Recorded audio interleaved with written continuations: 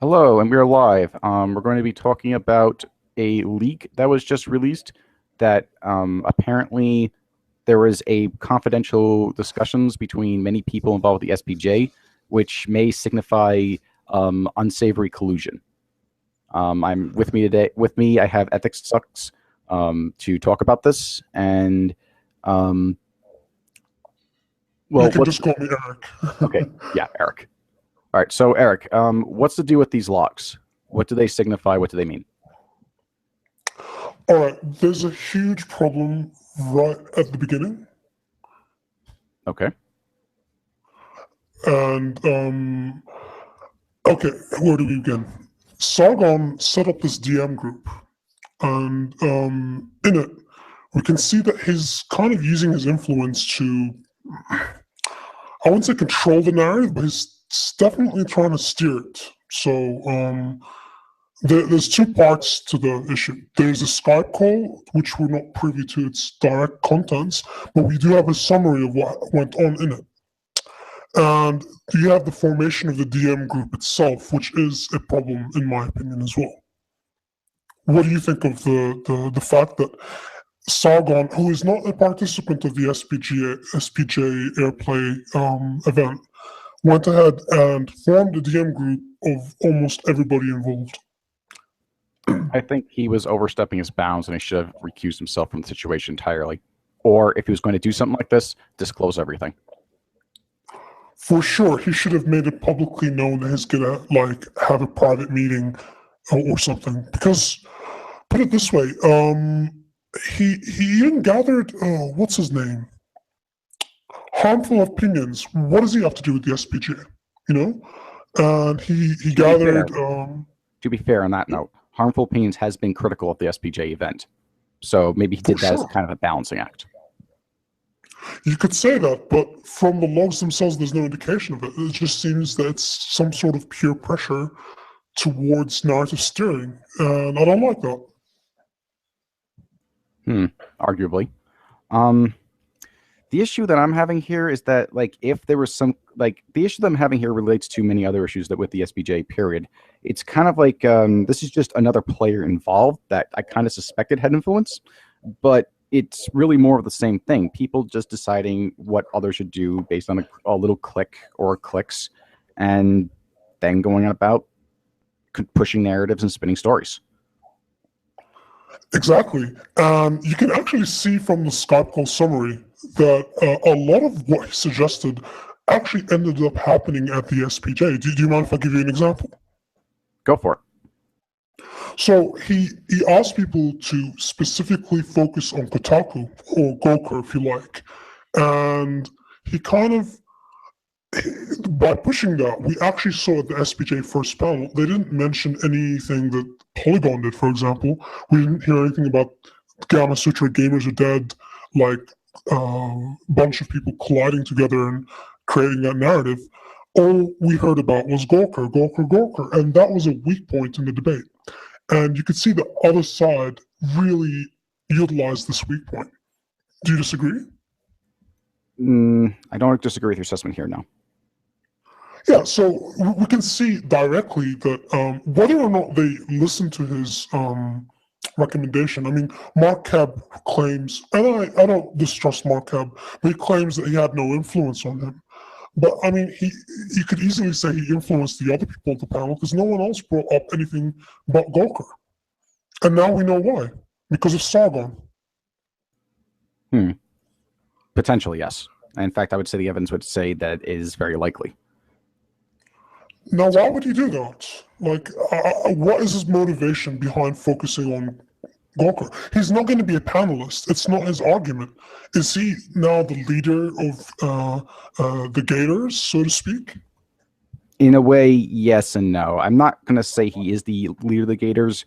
That's very a philosophical point. He has a cult of personality around him. He definitely has a following.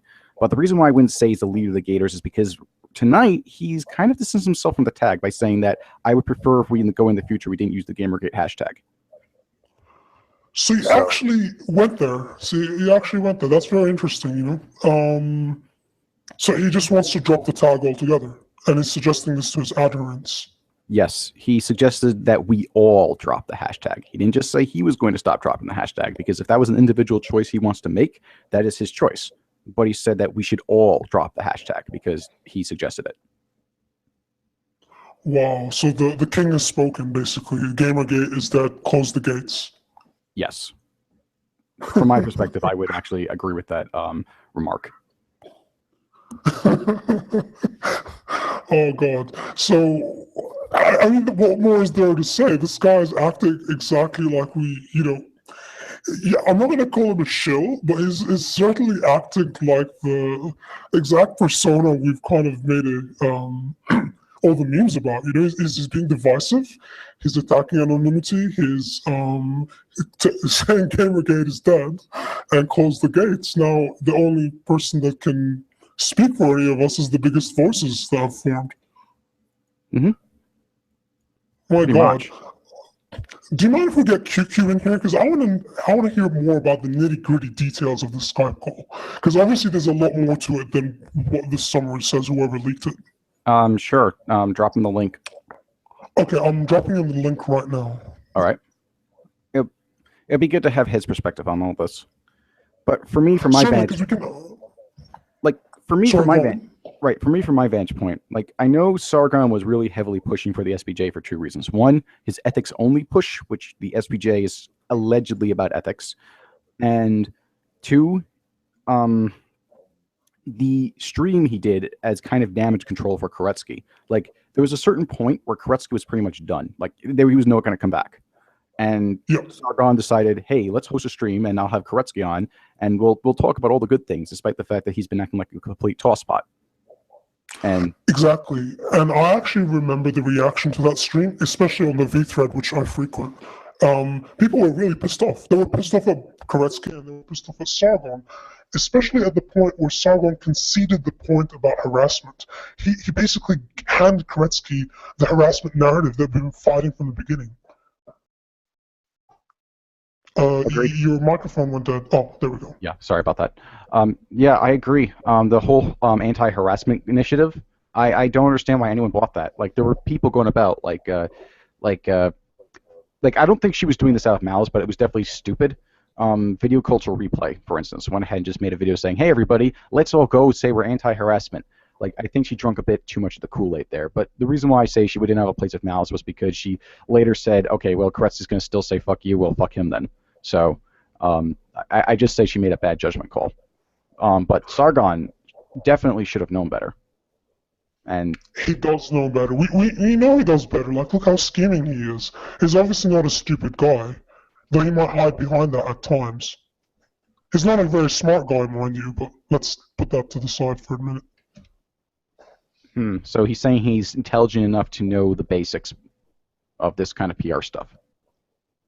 Like, exactly, and yet he just throws the fight right at the start. I mean, if you hand them the harassment narrative, we've basically lost, because that's a big part of what this is about. They're fighting anonymity. They're fighting for censorship of thought, basically. And if you start conceding to cyber violence or harassment and all that bullshit, you've basically handed them a casus belli to wage war on the internet. Agreed. It seriously pisses me off that, like, people like Sargon can get away with this. He can basically say whatever he likes, and his adherents will be there to clean up his mess. It's disgusting. They should be disgusted with themselves. But anyway, I'll stop talking about that. And I think QQ is on the line, so maybe you should introduce him. Hello, QQ. Welcome to the show. You're one of the people in the Skype in this DM group / Skype call. Can you confirm this? Like, the ghost spin alleges that you were part of it. Can you confirm this? I think you already confirmed it on Twitter. I just want it on the record for the stream. If we can't hear you at the moment, can you fix your mic?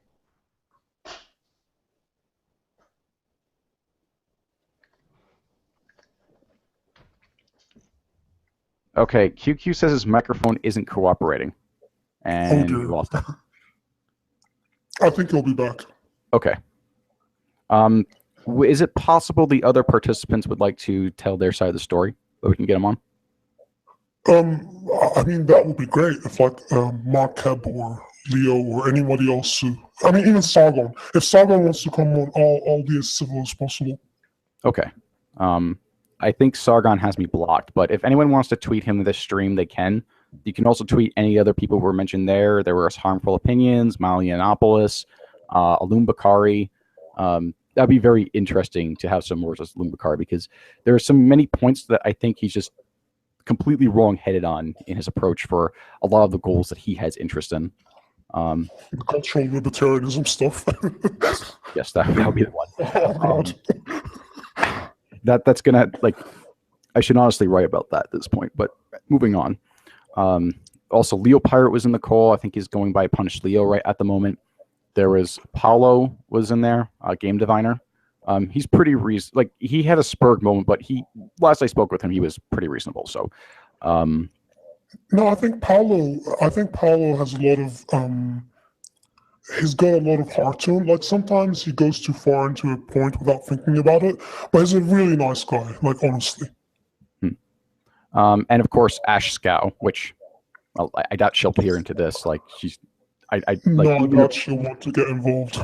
No, but it is interesting that they managed to get her involved, not only with the SPJ, but this little Skype meeting group. Well, you have to control the narrative, don't you? You have to control the participants.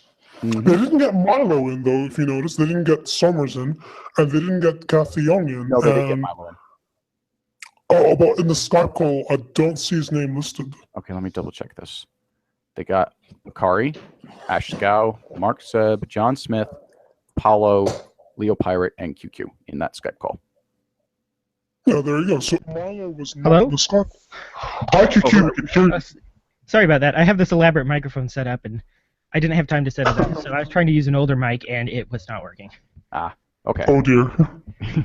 Okay, so what can you tell us about this, A, the DM group, and B, the Skype call? Like, is this real? Is this somehow fake? Are Sargon and Mark Seb lying for some reason? I mean, what's going on here? First of all, I've been sitting on this fucking time bomb for way too long. I kept having people asking me, is this real? Is this real? So I knew eventually there was going to be an explosion, but I don't talk about things that people bring to me in DM, so I couldn't say anything about it. It was like, oh boy, just sit and wait. When the fuck is this time bomb going to go off? So yeah, I when the first person came to me, I'm not going to say who it was. When the first person came to me and asked me to verify it, I went through my my DM history and my I had Skype Web at the time. I looked through Skype Web to see if the groups were still there. The DM group had not fallen off my history, so I could compare it to my my DM group conversations. And the Skype call was also still there, although I had left the Skype group, so I couldn't see any of the chat or anything like that. All I could see was Skype Web lets you see who the participants were, so I could confirm that the participants that it claimed were there were the proper participants. When I was comparing it with the DM room transcript, I did only find one error. There's this line where someone says something about, you already have my Skype info, y'all. That was actually me who said that. It's attributed to Sargon. But that was that doesn't sound like Sargon anyway. Yeah. I can't even imagine Sargon saying that in his accent. That was the only discrepancy I could see with regards to, like, the hard factual stuff. Oh, okay. So we can take it as pretty much reliable. Yeah. Well, were you in the Skype call for the duration of the call? Yeah, I was in the Skype call. Okay. Do you mind if we ask you about details to the Skype call, or do you prefer to keep it private? This is like dancing on the edge of my ethical responsibilities, right? I mean, I generally don't talk about things that happen in private, but I do if it's to clarify something that has been leaked already. So, I That's the thing. I think you better give us the details. I'll tell you why. Ethically speaking, I think there's a lot wrong with what happened here. And this is kind of like a Game Journal Pros replay, except internally. So I don't see what I think William Usher didn't do anything wrong. So if you're willing to be our William Usher, I think that's fine. I'm not saying that like some conspiratorial thing happened inside the call. I just think someone should come forward and tell us the details about it. Well, before you can do that, No if I pressure. may propose, one may have fun calling this a conspiracy, one way or another. Yes, that's true. I mean, he did do this in privately. He did it with several other people without letting anyone else know, and he had an agenda. He clearly had an agenda going by the summary. And if QQ is willing to, we'll get to the details of that. Yeah. All right. Yeah. I mean, here's the thing: is it's going to be worse if we just let rumors swirl instead of just getting the facts out there. So. I agree. Okay.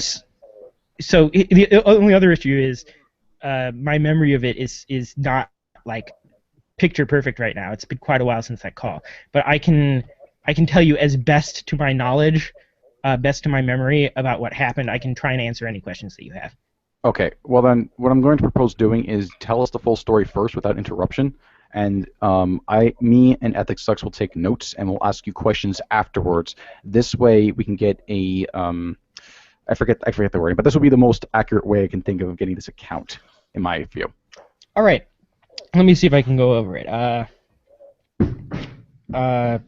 don't remember the date, but sometime a DM group was created. I believe the date is in the pastebin, but yeah, a DM group was created. A whole bunch of people were pulled in, and they started talking about discussing plans for SPJ Airplay. It was going to be a Skype call.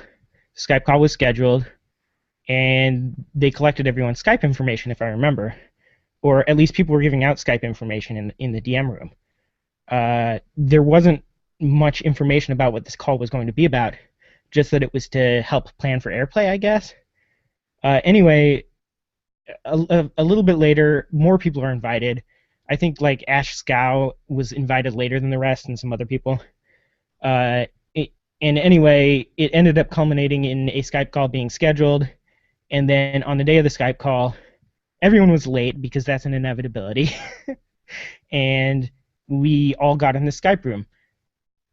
Let's see if I can remember. Mark Seb said that he had his script in Google Docs that he was working on, and he shared the link with Sargon of Akkad. I don't remember if he shared the link with everyone. I just know that I didn't click the link if he did. I didn't see the script.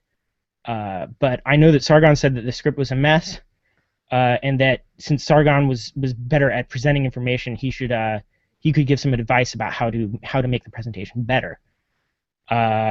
The 5 topics were brought up that were going to be covered. And they mentioned that these 5 that once they brought up those 5 topics, they mentioned that this was going to be very confidential because someone from I think it was Fudge or Glasgow, someone from Game Politics had speculated that there was going to be a leak, and it was inevitable that someone was going to leak these 5 topics before Airplay happened, and it hadn't happened yet. So they wanted to make sure that that didn't happen. So they said keep all of this completely quiet because we don't want to make that worst nightmare come true of these topics getting leaked. I think there was a brief conversation about why are they secret, and it was kind of, well, we don't want to allow anyone else to prepare for the points that we're going to bring up. Although I believe Kretsky knew the points. Hold on. This reminds me. If I may interrupt you, the other No, wait. Hold on. I had forgot. to have- QQ, finish the story first, then we'll ask questions. I was Yeah, jumping. yeah, My keep bad. going. Okay, so I think Sargon asked if he could. He said I don't think he liked the points, if I recall, and he asked if he could change them. But since they'd already been submitted to Koretsky, they were kind of set in stone. They couldn't change the 5 points. So they instead decided to try and refine them as much as possible.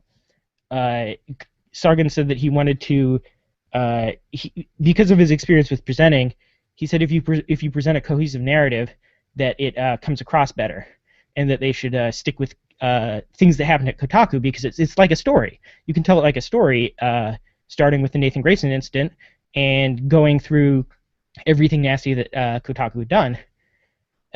Although, unfortunately, the topics weren't in that order. The first one was a Brad Wardell and things like that. So it didn't end up at Airplay. It didn't end up being presented as nicely as a story as was planned there. So let's see. Can you just refresh my memory on what the 5 points actually were, so I can go through what the conversation was on them?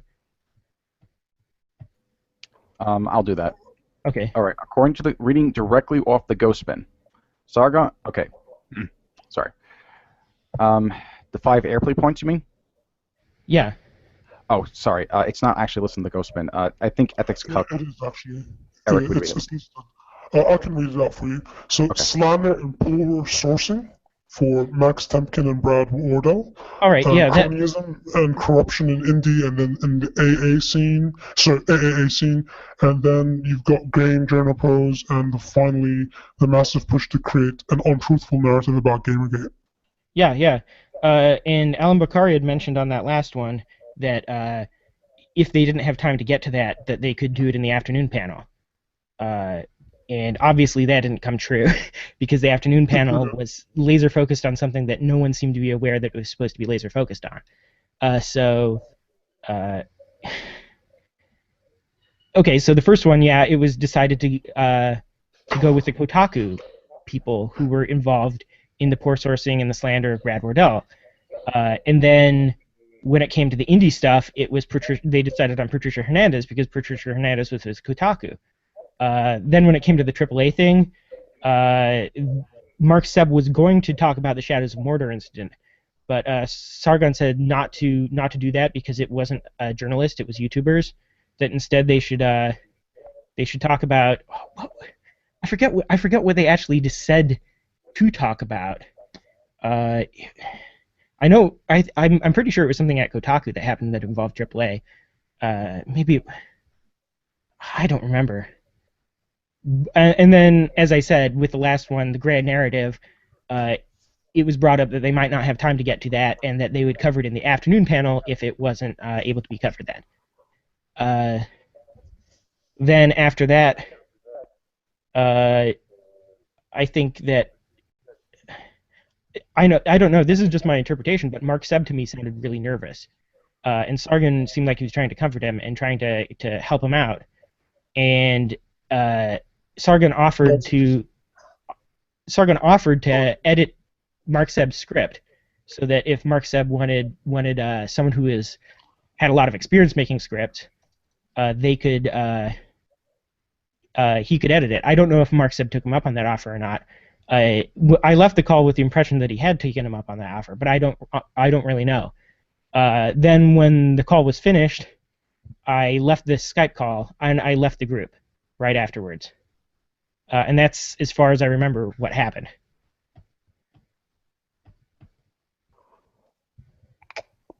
Right. Okay, I think it would be a good time to start asking some questions then in that case. Unless you have any. All right. Okay. Well, my first question is, what was the overall atmosphere in the room? Was there any kind of? Was this just like standard procedure? Was this something that was unusual? How was that? All I can tell you is I was very nervous. I was kind of shaky because these were I don't know how to describe it. They were e-celebs outside of my station. I was the smallest one there, and I kind of felt a bit out of place. The atmosphere in the room was largely a conversation between everyone and Sargon, I would say. He was having he was leading the conversation, and various people would intervene at various times. It was mostly between Sargon and Seb, because Seb was the one who had the script and was doing all the planning. Some people barely talked at all. Like, I think Leo was in there, but Leo barely said anything. So he was barely involved, and Ash Scow still wasn't caught up on what GG even was at that point, if I recall, and so she didn't have much input. at all. So it was mostly Sargon and Seb with some interjections from Alan Bakari and things like that. So in this call, Sargon and Seb had the most influence, and Seb had written a script, and Sargon suggested he help edit it. Now, Yeah. according to the script, Sargon had a lot of influence on what Seb did, although Seb says that's the one thing about this log that's inaccurate. According to him, he rejected most Sargon's suggestions. Now, was that the vibe you got across in the call? So the call, by the time that the call was left, there was that offer hanging in the air about whether or not Seb was going to allow Sargon to edit the script. I had come across with the impression that he had, but I'm not sure if that's true or not. The offer was there, and it kind of just was there. So I don't know what involvement Sargon had after that, because I left the Skype group immediately after the call was finished. But the Skype group kept going, you would assume. I honestly can't speak to that, because, like I said, the moment that this call was over, I basically said, I'm going to leave this group, and I left the group. If I may just divert just for a moment, are you aware that Sargon claimed not to be part of any Skype group? I didn't hear him say that. Did he say that in a stream, or did he say that on Twitter? He did. Like John Kelly, he can bear witness to the fact that when he was questioned whether he was ever been part of a Skype group, he flat out denied it, like complete denial. And yeah, so you can go ahead, John. Sorry. Right. Sargon actually did specifically say that he was involved in any Skype groups, which I really couldn't question him on or pressure him on because, well, I can't really say because I can't say that his account, which would be the only way that of knowing this, is inaccurate. I do know that, like, I knew that was probably untrue, given how my familiarity with how the Gamergate network has functioned, but this pretty much counters that exact claim. There was no Skype groups, and I know some people, like Satan, for instance, will go on about like someone's spoken word doesn't count, but that to me seems to be a very, as I told Satan directly to his face, that seems to be a very subjective worldview as opposed to one actively searching for objectivity. Like that's basically bullshit, if I may say so. If you can't trust somebody's spoken words, you shouldn't trust that person at all. Mm-hmm. I actually listened to the stream that you had with Satan, most of it. I got to the point where you started arguing in a circle, and then I skipped like an hour ahead, and you were still having the same conversation, and I dropped out after that. But what he had said is that you have to take the intent of their words, and you can't be that pedantic about every little word that they say, basically, if I recall. So yeah, he was basically, from my perspective, he was doing the bird of impossible proof, where basically you have to come up with a Herculean evidence in order to make a claim. Well, this is what I can say is, in Skype, in order to make a group call, you need to start a group. I can't tell you how long after the call ended the group went on for. So if the group was shut down immediately after the call was done, was that a group or was that just a group call? Regardless, he was part of a group. So the answer to the question whether he's ever been part of a group is yes, because it's the intent of actually forming the group and colluding together, if I may say so. I'm not saying you were a participant to that, but that was the intent of the group to collude together. I'm in Skype groups anyway. I mean, I confess to that. So I meant in the context of this particular group that Sargon formed, the intent was to collude. And he did so. So I don't see why we should split hairs whether the Skype group was temporary or functional. He was part of a Skype group. No. I mean, it could be a DM group, it could be an IRC channel, it doesn't matter. The platform doesn't matter. The intent has been proven now. It was for collusion. Now, I'm going to play devil's advocate a bit, or rather, Gate and Satan's advocate, because this is the argument that he would make. He would say that if Sargon's words were, I am not in any group, and he meant currently, and yet he was in groups in the past, that would be still a true statement. So that is the argument that Gate and Satan would make if he was here. He can smack me around on Twitter if I'm arguing in his name fallaciously. Well, are you pretending to have all of Gaten Satan's opinions when this is the case? No, I'm just making a pun off of Devil's Advocate. Ah, okay. All right. Yeah, but he did specifically say he wasn't involved with any kind of secret. I actually specifically asked him not if he was involved in any like Skype groups. Like, actually, if it was about like I was talking about behind the scenes networking in general, and there's many, many, many ways you can do it. And people say it's a conspiracy theory to do this, except everyone does it. Everyone networks behind the scenes and talks for whatever reason. I don't get why he would resist that. I mean, I didn't see that part of the stream, so I'm taking this on your word. I'm a part, like, I go on the Green Grapist podcast, so I'm in the Green Grapist private group, because that's where we share our DM, our Skype link, not Skype links, our Hangout links and things like that, and discuss the plans for the next stream and schedule times and things like that. And shitpost tons of dick girls, and I mean, that's just what... But it never really gets to the point of like colluding to do something. It's mostly just how are we going to stream and how much shitpost we can shitpost. So, also, for the sake of disclosure, yes, I'm also involved with the Green Grapist Skype group as well.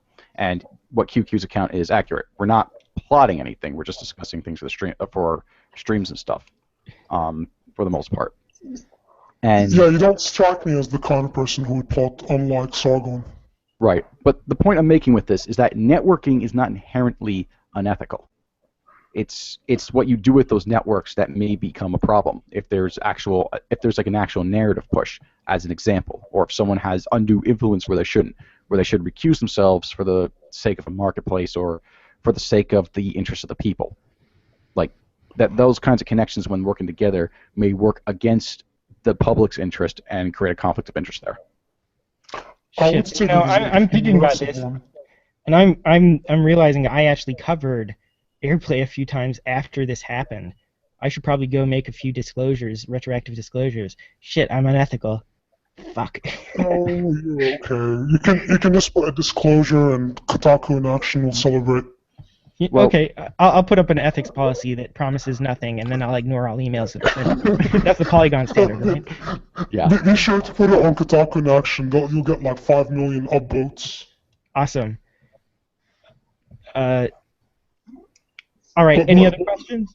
I mean, yeah, sure. I want to air as much as I can because I have a feeling that this is going to be a massive pile of spaghetti for quite a while. So. Oh, it is. It is. This is a very important time in Gamergate where people's illusion of everybody operating independently and some kind of conspiracy going on is shattered, because let me put things straight once and for all. Everybody is part of a network. There's no denying it. Like, anybody who's functionally operating with other human beings in Gamergate, except for the lone person that's shouting on his own on Twitter or something like that, they're operating with people they work well with. And that's not a bad thing, necessarily. It is a bad thing when you use that network to counter what everybody else wants to do. For example, if you suddenly want to turn Gamergate about only ethics, why would you do this? I want to know why Sargon specifically wants to make it only about, well, let's be more accurate because he's kind of backed off now. He wanted at one point in time to make it about ethics only. Would you deny that? Honestly, I can't speak for Sargon or to his motivations. All I can say is what I saw him say in streams, interviews, and videos and things like that. The time that I remember him saying that was in the Pac-Man interview. Yep. I mean, he did say that. At the time, I thought it was a rhetorical technique, though. I thought he was saying that because that was the only way he was going to get away with arguing with Pac-Man. Well, it goes beyond that, because on Robin Gething's channel, he had a video where he basically advocated splitting off Gamergate and kicking out anybody who he termed anti-SJW. And Sargon made a big comment under that video and hailed Robin Gething for his point. So you would assume that he's pretty much co-signing onto that point. I haven't seen that that post, so I can't. If you like, I'd link it to you, or you could take my word for it. Okay, I can. Yeah, if you link it to me, I can look at it. Although, Okay, sure. I'll do so while making the rest of my point. So, the problem is the most anti-SJW, if I may say so, person in Gamergate is Sargon of Akkad, because his entire shtick on Patreon and on his YouTube channel is to make fun of SJWs. So why does he feel so strongly about other people organizing to do the same thing? Is this not a conflict of interest? well, Does he want to monopolize that shtick, basically? well, all I can tell you is the person I discussed this whole thing with the most was Game Diviner, right? Because he was trying to pitch me this idea of ending the hashtag, and like I said, I don't discuss things that are happened in DMs unless there's been some kind of breach like that, and Game Diviner just basically went and barfed out all the information about what happened there all over the internet. So I'm comfortable discussing that. Sure. I can say that the way that I got it, okay, I should first clarify. I get called an ethics cuck a lot. I'm not the ethics only type. That's just something that people call me because I'm like the only YouTuber who covers conflicts of interest and things like that, which is kind of funny, really. You're not an ethics cuck, by the way, because you're not forcing other people to discuss what you're interested in. And by the way, I'm actually very interested in disclosures and COIs. I just don't see them as a be-all and end-all of what we're trying to do. They're a Sorry, weapon. go on. Yeah, they're a tool. They're a weapon, weapon. exactly. So, what was my tack? Okay, yeah, with Game Diviner, I thought what the idea of spinning off the ethics and declaring the ethics were over, which again I had a strong dissenting opinion about that, and a strong dissenting opinion that you can see in my troll of a pastebin that I thought for sure Game Diviner would reject, but we're not discussing that right now. No, that's not. The idea behind spinning off ethics and declaring it over was so that everyone could go back to doing their lives, whatever their lives were, and not have to worry about the massive ethical battle which had basically come to a stall. Exactly. So that was the impression I got when discussing it with Game Diviner. I don't know if Sargon's goals, motivations, desires, whatever are the same. That's just the form that was pitched to me by a certain individual. We can actually confirm that they are the same because recently he's been saying that we should abandon the Gamergate hashtag. So you would assume that They are scandal similar. over. I would not say the same. Very say there's- similar. Yes. Like how I'd say they're the same is because of the discussion I had with Netscape 9 on a deleted stream that I still think is available. I don't have a link to it. I mean actually to mirror it in my channel.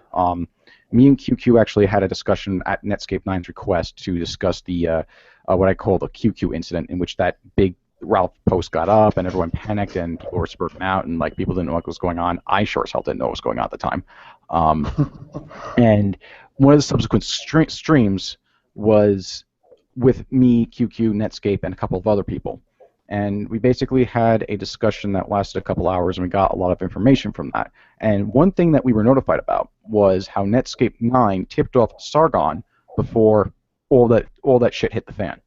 Basically, he, according to Netscape 9's account, he contacted Sargon 10 minutes before this stuff happened. So Sargon had time to prepare and and basically he had time to prepare for what would hit. And at the time, all the E-celebs who were listed on the Ralph report were under suspicion. And yeah. So that one of them was actually tipped off ahead of time actually gave him kind of a defense. So again, this whole incident was really crazy with the Game Diviner and all that. But I can say this. I don't know if it was Paulo was building a false consensus. He said he was excited and that he was claiming people were more on board than they were because of how excited he was. But he did say that Sargon was on board. I still have the DM room. I can find that and see what he said about Sargon. But again, like I said, I don't know if this was Game Diviner building a false consensus, or if or what was going on. Well, I spoke to Game Diviner privately. Well, he came to me, and he proposed the same idea. And I basically told him, like, look, it's a hashtag. People are still going to use it whether you declare it over or not. And what I wanted to be declared over is the identity that some people have taken on. Gators, as Kelly calls them. And that was pretty much the conversation from my end with him. And I don't think he was really trying to push a false consensus. I think he was just very motivated with his idea. He thought it was a really great idea. And I don't really attribute much malice to Game Diviner specifically. But to me, he came across as really sincere. Me too. I actually apologized to him because I was a real dick to him the whole time. I was using the pointy nose face and saying about how I actually made a Gamergate Plus joke before Ralph even thought of the hashtag. But okay, here we go. I actually found it. Okay, Oliver's on board with retiring the flag. This is Game Diviner. Mark Kern 2. Mark is going to talk with Sargon. I'm meeting with Ralph in person today. Ralph will be the hardest to convince. And then later he said Sargon is on board. He has ideas to help too. He's got ideas as well, so he really took on the That's pretty funny. So that is all I know with regards to that incident. Yeah, when it ended, it kind of was clear he was trying to contact Ralph, and that's when things went south. Yeah, that is when things went south. He went to. So, as you know, I was being a bit of a troll. I was hoping that he would share my paste bin with everyone. I was hoping he would share it with Ralph too, but he did not. He just talked to Ralph and told him his idea, which was what I called the PR move, and the hashtag declarative victory, woohoo, ethics solved. Which anyone who thinks that that's what I want to do is a fool and has not read my Twitter, because I make fun of that idea all the time. Then when Ralph actually saw the paste bin, that is when he got angry, and that was kind of by design because I had things in there that were going to bother absolutely everyone. The thing that in particular that I believe bothered Ralph was I said that all cliques are bad and need to be dissolved, which is a much more extremist point of view than I actually have. But it was put in there because, as I said, everyone's in a clique. It's going to bother someone. Exactly. No, if you read QQ's let's call it manifesto, just jokingly, it's kind of deliberately self-contradictory, and it's designed to get leaked because it's gonna piss off somebody. I thought that was obvious when I first encountered it, and by the way, Paolo didn't share it with me. What was that? You kind of cut off a bit there. You said he did or did not? Paolo did not. He did not share it with me. Oh, okay. Yeah, he had mentioned that he was. So the reason I wrote that up is because who was it? Was it Ivy? Dread and Ivy wanted. He said, Game Diviner said, talked to Dread and Ivy. They want more plans. Let's keep this up to under wraps until I've talked to more. And I was like, you want plans? I'll give you a plan. And I was hoping that he would take this and share it around with everyone. And that didn't end up happening. Well, it ended up happening, but not in the way I expected, I should say. Not through his channel. Yeah. So well, I guess LT Sarge must be happy. He finally zapped Gamergate. That was adorable. Are we getting off topic here? What were we? We are a little bit. We were going down this rabbit hole for a reason. Right. It was to talk about how I think it's to talk about how I think it speaks to Sargon's character about his willingness to possible willingness to collude like this, and his possible motivations and possible angles in this, because he was involved with that, and he kind of just dodged out of the way. In fact, he specifically went on the Rob Retort stream to kind of defend himself in a way, and he basically said, "Yeah, I agree with a lot of these points here. I think they're great." He subscribed and went onto it, but for some reason, people still held onto him, despite the same people agreeing with saying that, "Oh no, this is a bad plan. People were, up to no good." And That's the funny thing is I can tell the psychology behind it.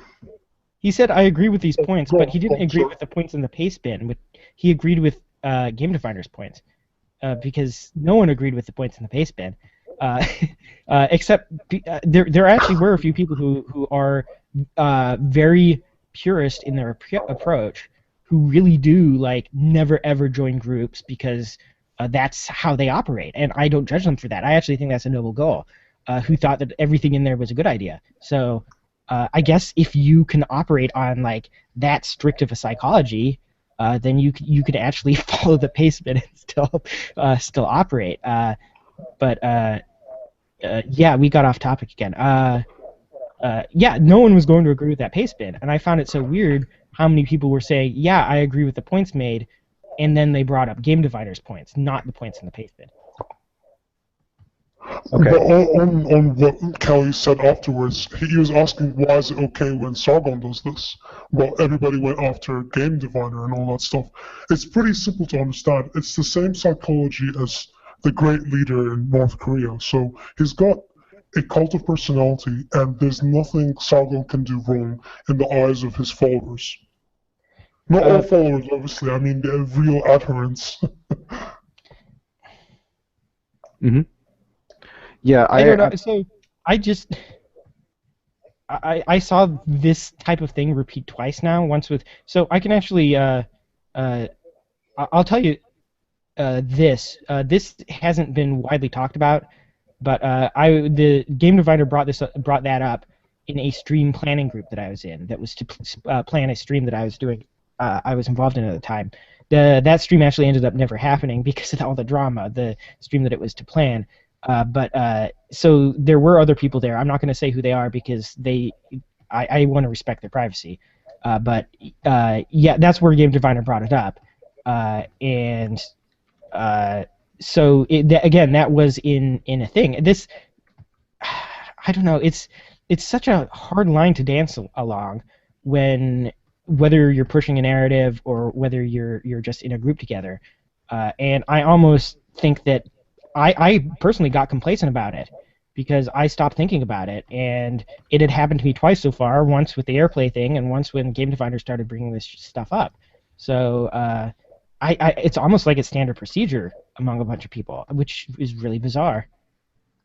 Hold that thought. I'm going to bring up someone who has been critical of me in the stream chat, and someone that you may have seen me talk to on Twitter. He's a gentleman by the name of Nicholas Garoff. I'm going to let him in because I think he can bring up a counterpoint to some of the stuff that we're saying, and he actually does bring up some interesting issues, which I do think need addressing, and it would be unfair of me not to have that perspective brought in here. All right. Yeah, we're not Sargon, so we're going to bring on counterpoints to our channels. Yes. Yep. Bring it on. Okay. I'll have to toss in the link. Bear with me for a second. All right. Nick, if you're listening, I tossed you the link via Skype, and you can come in and you can be as critical or, I don't know, it's glowing praise if that's what you're going to come in here for. I highly doubt it, though, as you desire.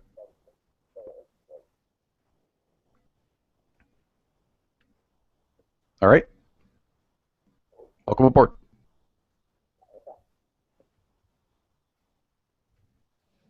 Hello? Hey, 1 sec. Okay.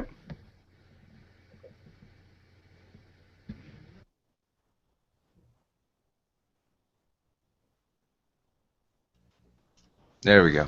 All right. I haven't done one of these in a while. Oh, thank you for bringing me on, John. Sure. Listen, the points that I felt needed to be made were, like, centrally, firstly, a year ago you and I sat in Skype groups one after another, both with a whole bunch of other people and you calling me privately, with all of these all of these designs on organizing, ways to move GG in certain directions, ways to, for lack of a better term, establish a narrative that we could push and run with in favor of ethics for games journalism, consumer advocacy, fighting back against radical feminists and SJWs, all of these things. You and I did these things. You and I did these things many, many nights. In fact, the only difference between that night and this was that I was literally sitting on the opposite side of the room I'm sitting on now. Now, for all of those talks, there was never any real discussion about how dangerous or problematic or whatever you might want to call it, that a cabal might be, right? That a secret Skype group making plots behind others' backs, that, we sort of planned out what we're going to do and how we're going to approach other people and how we're going to approach establishing the messages. There was never any talk about any kind of ethical concerns then.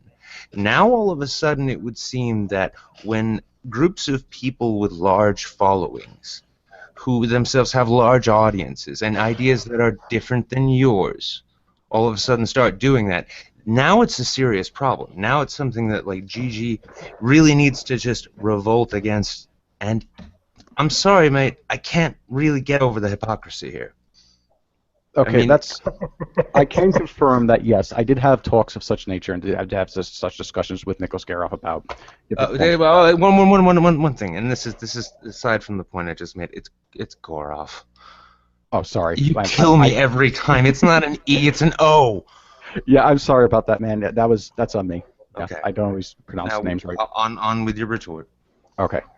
Yes, I can confirm that, yes, we did have discussions of such a nature, and we did talk about different methods of planning and stuff like that, and different strategies to basically get the best message out there as possible. However, there was 2 points I'd like to make on this. Firstly, if people have been following me for a year, they may have noticed that my approach to a lot of these issues have changed. Like, one thing as an example was one thing that you and I worked on, and from my perspective is now mostly a mistake, was Rebuild Initiative. That was more of a PR-ish type move than anything.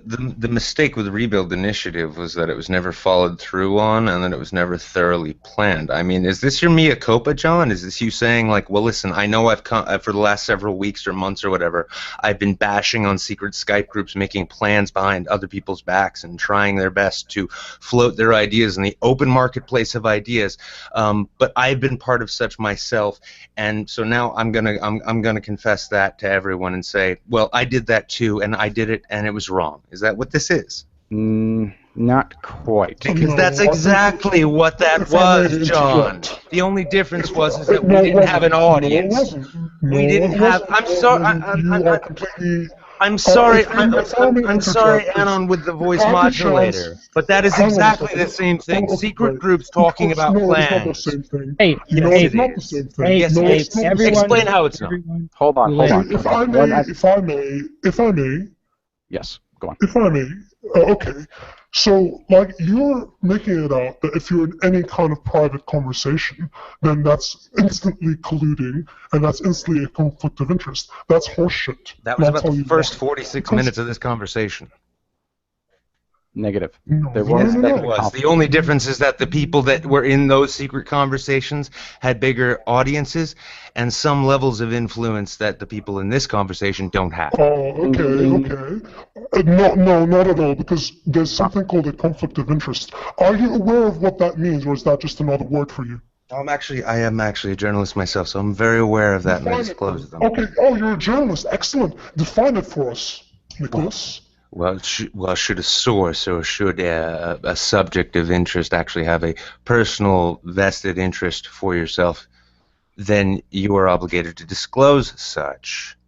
If you don't, that's conflict of interest. That's how this whole thing started. Yes, we all know about the Zoe post. Now your condescending, voice-modulated bullshit aside, get to your point, please. Excellent. Okay, so now we can get to the point.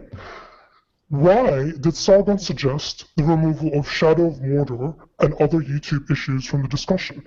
From the SBJ discussion? Yes. Did You're you read speaking the about why you just jumped in. you're speaking about why did Sargon of Akkad recommend that YouTube discussions about a certain game be removed from an SPJ panel that was centered on discussing broader issues about ethics and games journalism? Are you calling And now Sargon you of have muted Akkad? Are you calling YouTubers You're games not answering my journalists? question. You're not actually answering my question. I'm asking for a This is any YouTube clarification. excuse. I'm asking for a clarification of your So- question. If I can be the Okay, middle so ground in your here, opinion, sure, go. the question that how do I pronounce your name, new guy? Sorry. Just call me Eric. Just call. Oh, No, I think Nicholas. QQ was talking to me. You can call me Nick. It's fine. Okay, Nick. Whether or not YouTubers are journalism is irrelevant to whether because YouTubers were going to be talked about. That was on the agenda, whether or not they're journalists or not. And following that conversation, they were no longer on the agenda. This was the Society of Professional Journalists, yes? Yes. Yes. Do you, I mean, if you're going to start bringing YouTubers' opinions into a question of Society of Professional Journalists, when the central questions that were going to be raised on the part of those going to speak in support, essentially, of the idea of Gamergate, of ethics in journalism, if that's the case, if you're going to say that YouTubers, people who can just produce their own content, just like I do, if my shit on my own YouTube channel needs to be held to absolute professional journalistic standards, then by the same virtue, tweets need to be. Now, if the discussion, which I wasn't a part of, was begging the question as whether or not it was worth bringing up YouTube conversations about a singular game in respect to the broader question about ethics games journalism, when the serious issues are collusions between these bullshit indie devs who make their little text games and get their former roommates, lovers, and friends to write positive articles so that they can drum up support for them. I think that's somewhat downplaying what Shadows of Mordor was. No, Shadows of Mordor, and I remember that issue. That made plenty of waves. The question being, though, was that it was about actual professional journalists. This wasn't asking what some jackass on the internet thought about a thing. Now, if any, even the escapist, if the escapist who we're all supposed to respect now, right? If the escapist had gone off really going on that, and that had come up as a matter of actual games journalism, that would have been one thing. But if asking the question, should YouTubers with their opinions, as much waves as they make, should that be really incorporated into the discussion? And if the entire question was in a single Skype group, if one YouTuber, for instance, somebody who actually is nothing more than putting their opinions out on the fucking internet on their own, if that should be taken on as full journalism, well, honestly, that's a mountain out of a fucking molehill, my friend. Well, this entire stream about cabals and secret groups and conspiracies and shit, if it's going to come down to the question of, oh, well, this one guy said in a Skype group, hold on, just let me finish this thought. If the entire question comes down to the single point of one YouTuber saying, well, maybe we really shouldn't bring a YouTube fucking kerfuffle up in respect to this conversation that has plenty more to do with bigger issues in journalism, if that's the entire thing that's launching a conspiracy or feeding this idea that, you know, some ideas are floating and others are not, and then clearly these ones that are not because there's a conspiracy against them, I'm sorry, that just fails on its face. Okay, Nicholas, I do have to make a point. Wait, hold on. I do need to clarify for factual accuracy. I think John needs to clarify something. Yes, go ahead. Okay, Nicholas, you said there was only one YouTuber in that discussion. That's not true. QQ is a YouTuber. No, I'm saying if that's the question. No, I'm saying if there was that one question. If it's the one simple question, or if it's the one suggestion that, like, maybe that's not worth talking about, I fail to see how that leads to any kind of grand conspiracy to control the narrative of Gamergate, which, as I mentioned when I came into this stream, you and I were trying to do a year ago. Okay, but that's not the point. Conflict of interest. Conflict of interest? I mean, I'm sorry. Do any of these That's the YouTubers whole have point. do any of these YouTubers have a valid Hang on, I stake think you've made your Shadows point. of I Mordor? think Are you've any of made your them point. Yes, he does. stockholders in the company that Sargon created is that part of the game? network. Yes, he Please. does. Oh, yes, he But does. he's a stockholder. You Sargon have. of Akkad. Oh, Okay, hang on. Okay. are we getting I into think the you've made loot? your We're getting point. into the loose change of I think Gamergate you've here. made This is your point, great. Nicholas. I think you've only got one point here. You're here to do damage control for Sargon. We get it. We get you love him very, very much. Actually, I'm here to argue against you because I sat for 46 minutes and listening to you rattle off this bullshit. You're here to argue in good faith. You're not here to argue in good faith. You're here to do damage control. Because let us I'm get to your point. Nick, wait, let ethics sucks finish. Continue. Okay, excellent. So now we can talk like human beings. The problem here is Sargon is a YouTuber. He is connected to other YouTubers such as Angry Joe's Network, Total Biscuit, and so on, who he's had on his channel and he's been working with before. For whatever reason, he decided that the conversation should exclude YouTubers as journalists. That's bullshit. Look, YouTubers have a far bigger audience than game journalists. And that is a fact that everybody knows. Total Biscuit has a lot more influence than your average journalist. Sargon of Akkad has more influence than many of these journalists we're fighting against. So why exclude YouTubers specifically just because it's video and just because you say they're not professional? Well, guess what? Gawker used that excuse. They call themselves bloggers. That doesn't mean that they can't adhere to journalistic ethics, especially when they are talking about, for example, video games, and that's something consumers go out and buy. And guess what? The FDA agrees. They also need disclosures from YouTubers. They need disclosures from streamers. So your shtick is complete bullshit, and you're just here to minimize the damage for Sargon, and that's just transparent at this point. So I'll hand the floor to you guys. I appreciate that. FTC, sorry, not FDA. FTC. FTC, yeah.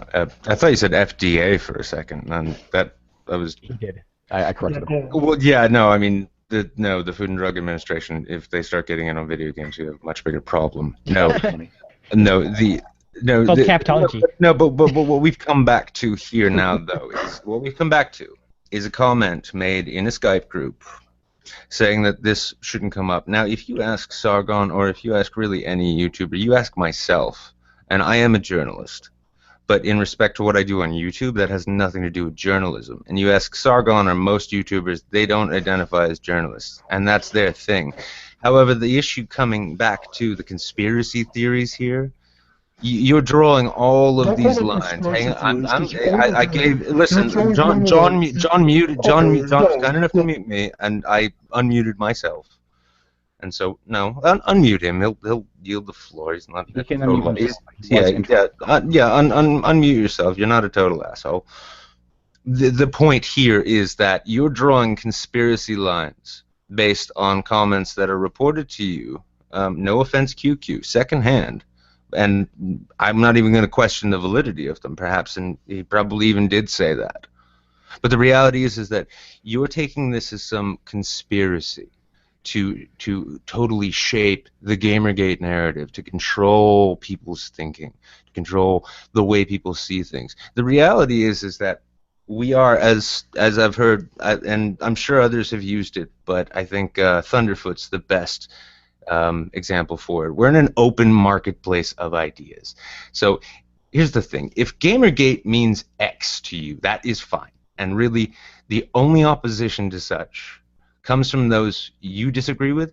You know, they're free to do that. They're free to do so, and those who feel your demand to conform is contrary to their own sense of things as well, that's just intellectual autonomy.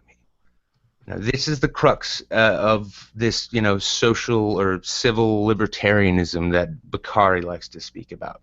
And this is also what really Gamergate has been a brilliant catalyst for, because it is, as it's always been, a leaderless, organic, democratic movement. Now, like this anger about, that your friends are largely rooted in the general rejection of your ideas and the rejection of your notions, that they've been manipulated into doing so.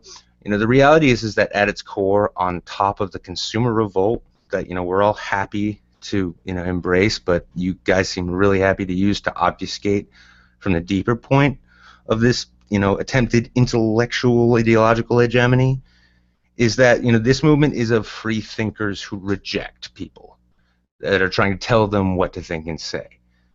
Now, the fact that these ideas that you lot have put out as part of the GG revolt or whatever the fuck you want to call it, the fact that that hasn't been embraced fully, that is not sign of a conspiracy. That is actual sign of what I like to call intellectual Darwinism. This is where social libertarianism, this is where it's evident, most evident, because it's a survival of the fittest thing. If an idea is proposed to a group and they don't adopt it, or it's rejected, it is not because there's some conspiracy against it, some cabal working in secret in Skype groups and such. It's because people just didn't fucking buy it. Now, if that's because you didn't pose the argument correctly, or just because it's bullshit and people observe that, that's what it is, right? This is public opinion action. The public in this case was Gamergate, and the ideas that you set out to survive on their own were found weak and wanting, and were therefore devoured. This is survival of the fittest. Now, this bending around and doing the fucking limbo and bending yourself through a goddamn tennis racket to try and find some kind of conspiracy to prove. Nick, you've already made the point about the conspiracy. Well, that's really the crux of the point. Okay. So what you're saying is that everyone hears ideas damage control, basically. the free market eye of ideas, and therefore no one should listen to them. No, I mean, you know what? No, keep putting them out there. I'm not even coming here to tell you to stop putting them out there. Keep putting them out there. It's just stop spurging when people reject them. That's the idea. I neither agree nor disagree. I just am pointing out that is completely irrelevant to the topic at hand. The topic at hand, I mean, if the topic at hand was about a Skype group in which somebody recommended, hey, maybe you shouldn't talk about this in a panel, then fine. You know what?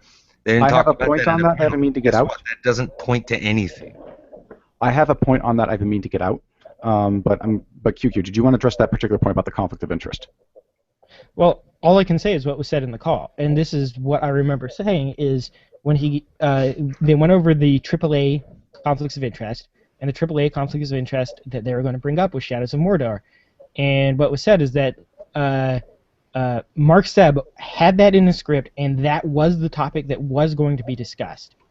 If it was not for this call, that would have been the topic that would have been discussed. And then I think Sargon's words were the SPJ. We're basically mirroring Nicholas's words here. He said the Society of Professional Journalists is not going to be interested in YouTubers, so we shouldn't cover that issue. We should change to something that is a journalist, not a YouTuber. And I think it was recommended something from Kotaku. I don't remember specifically what was recommended. Yeah, the thing is, I mean, when it comes down to that conversation, that debate or event, there was way more to talk about, if nothing else.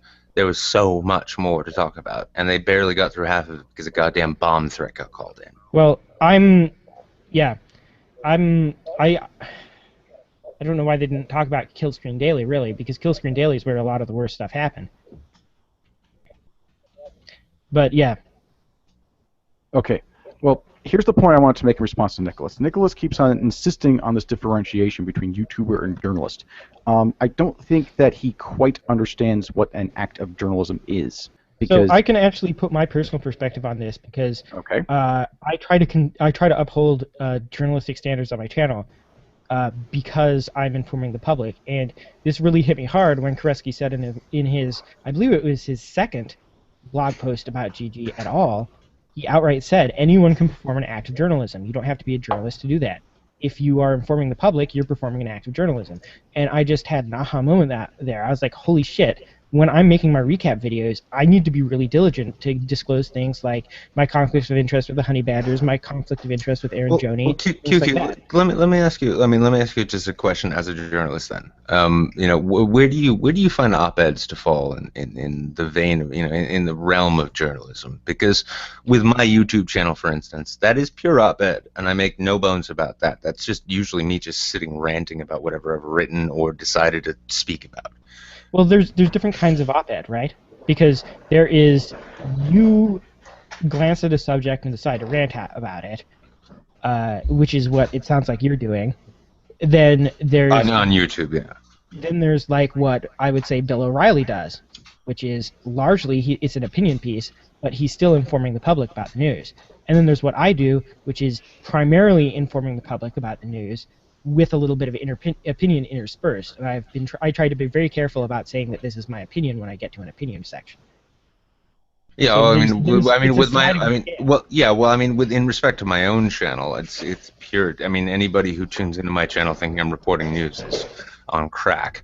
But let's and I'm sure Nino's gonna love to say I'm just here to do damage control from Sargon for this. But let's take Sargon's channel in respect to like his weak and stupid. Now, I would say that was more punditry than it's pure punditry. No, it's pure punditry. It's just as you said, though. I would like to respond to the points that you've already made. If everybody else has finished. Please go ahead. Because you've brought up a lot of issues. Okay, very well. So you talk a lot about an open marketplace of ideas, and I just love this phrase because it's complete bullshit. Let me put it this way: Okay. Your voice depends on your established authority, and in public you can shout to your lungs' content, but as good as your idea is, unless the market, as you call it, is ready for it, it won't be accepted. That doesn't mean it's a bad idea necessarily. If as a you're scientist, I'm sorry. Just let me. Hang on, I haven't finished. I just want to give you this one thing. One thing. Okay. Okay. If your idea, when you've proclaimed it to the public square, fails to settle in with the minds of those you are speaking to, the fault is on you because you failed to make your argument appropriately. Please continue. Wrong. No, you're wrong, because I'll tell you why you're wrong. Because it's not as simple as people being perfect and perceptible and independent. That is just not how society works. And it's a very... I worked in politics for 10 years, so trust me, I know. I work in geopolitics. So I know, believe me. And that's not how it works. That's not how the public works. That's the most naive notion that you probably learned in university. No, actually, I learned it from a decade in the field. That's what I'm saying. I'm not saying that like you failed to express. I'm saying that you failed to. I'm saying you failed to display your argument appropriately. I didn't fail to do anything. No. I'm not saying that you personally did. I'm not saying you personally did just now. I mean, though you did. But what I'm saying is that you're in the public square. Nicholas, please, for the sake of the open marketplace of ideas. It seems to be... For the sake of the marketplace... Go ahead. Anything I say is very dangerous because you seem to feel the need to interrupt me constantly. So I can see how your market of open ideas works. I'm just correcting you, friend. Don't worry about it. You did go to university. You went to university. If I assume you're truly a professional journalist, am I wrong? I actually did attend college, university. If you like. No, you're asking, did I attend university? That was the first question, yes? Yes. Okay, I thought you had to do something. Yes. I began at community college, went there for a year and a half, gained a bullshit corporate degree in criminal justice because apparently I guess I was going to be Batman. Found an interest in law and managed to study for 2 semesters before student loan issues drummed me out of university, and then I learned the rest of what I know about political theater actually working in the field of American politics. So, please continue. So you have no formal degree in journalism? No, I'm just a very good writer who knows how to actually like gain interviews and check my sources. So what you're basically saying is you become a professional journalist by doing journalism. I became a professional journalist by doing journalism, yes. Excellent. Just like all the other YouTubers who are doing journalism and have become professional journalists, so therefore they should be in the SPJ conversation. Thank you very much for conceding that point. On to the next point you made. Fine, gotcha. I'll give you that. Yeah, okay, great. So you keep calling Gamergate a movement. Why? Can you explain to me your motivation behind that? Because it developed in response to a series of what were effectively journalistic issues and issues within a community, and from there spawned not only itself a community, but a community that was effective in actually establishing and affecting change, such as getting advertisers to withdraw. Every time anyone calls it a community, an overarching community, well, it's a series. It's a series of factions that are like clustered together, really. There is no overarching. But I mean, no. But I mean, you take like let's we all know about the weekend drama. Every single weekend we have the weekend drama. Yeah, how many people from Space Battles have you ever discussed GG with? Jesus, Space Battles? There is a GG community on Space Battles. No, this is well. That's the thing. It's like it's seeping into everywhere, and that's the thing. And the more it's reviled. I would say that there are many disjoint communities. There is no. I absolutely agree. I absolutely agree that there are many disjointed communities. In fact, I'm speaking to one of such right now. That's the point, though. When I say community, and that's really more part of a movement. Nicholas, if that's I can interrupt, it's a factional movement. Right. If I can interrupt, though, I don't think that this particular audience represents one singular community. I see people from the V Click. I see people from. Oh no, I'm not talking about the audience. I'm talking about particularly you and our friend here. And QQ seems pretty neutral. I can tell you which communities I am in. I can actually enumerate them. I honestly can't for myself. So. Well, another point I'd like to clarify. Before we go into minutiae about communities and stuff like that, I think it's best to describe the ecosystem of the event of Gamergate to be like a collection of communities that are all disjointed in all different separate places. Yeah, it's factions. Right. Like that's a kind of weird word to put on it, I guess, but it's appropriate. Effectively. Factions. Yeah. Like I consider like Ghazi a faction of Gamergate because they're part of the event. That's just me though. But I don't want to get too much into this. Yeah, kind of. I mean, it's weird to say so, but yeah, I guess you're kind of right there. Okay. Actually, I think we're kind of off point with this one. Yeah. Talking about which I think it's on point. But I will say one thing is that this factionalization actually creates a lot of antagonism between the different factions. Like for instance, I go to a public IRC. It is a public IRC. You can go download the IRC client and you could be in it tomorrow. Well, however, because I visit this public IRC, people will discredit my ideas simply because of my presence there. But here's the thing that I think should be, and this is something I've been saying about GG from the beginning, is that it's very much, and a lot of people are going to hate me for saying this, but it's very much like Occupy was. Now, I got balls deep in that. Just really, I felt like Jane Goodall looking at looking at the gorillas when I was down there, because I'm like, all right, well, I've been a professional in the field for 10 years. Let's see what the amateurs are up to. And it was factional. It became factional. In fact, like the entire notion, and we frequently see this, and I've actually cited this in one of my recent articles, that the disruption of it was largely due to the social justice warriors invading and sort of coming in to take over, as evidenced by Ketchup and their fucking progressive stack. But it was factional, not so much from the beginning, but once it got kicked off. And the same thing has happened with Gamergate. It's just managed to keep itself a bit more cohesive because of the fact that it's actually, for one thing, it doesn't have physical locations it can get booted out of. For another thing, it's the internet, so people can constantly just fucking argue. And like, for instance, our argument right now, no matter how many people spurge over it for however long, it's going to be forgotten. Ultimately, the grind is going to continue for whatever it is now and whatever it will be This is just a little speed bump, just like every stream I've ever done before, just like every stream that's ever been done before, and just like all of the videos that came before too. We're pulling our hair out here, but we're forgetting that like a year ago, King of Pole, well, a little over a year ago, King of Pole was just, he was like, a leader in Gamergate, an unofficial figurehead, an e-celeb, as you guys like to say now, and he dropped his spaghetti.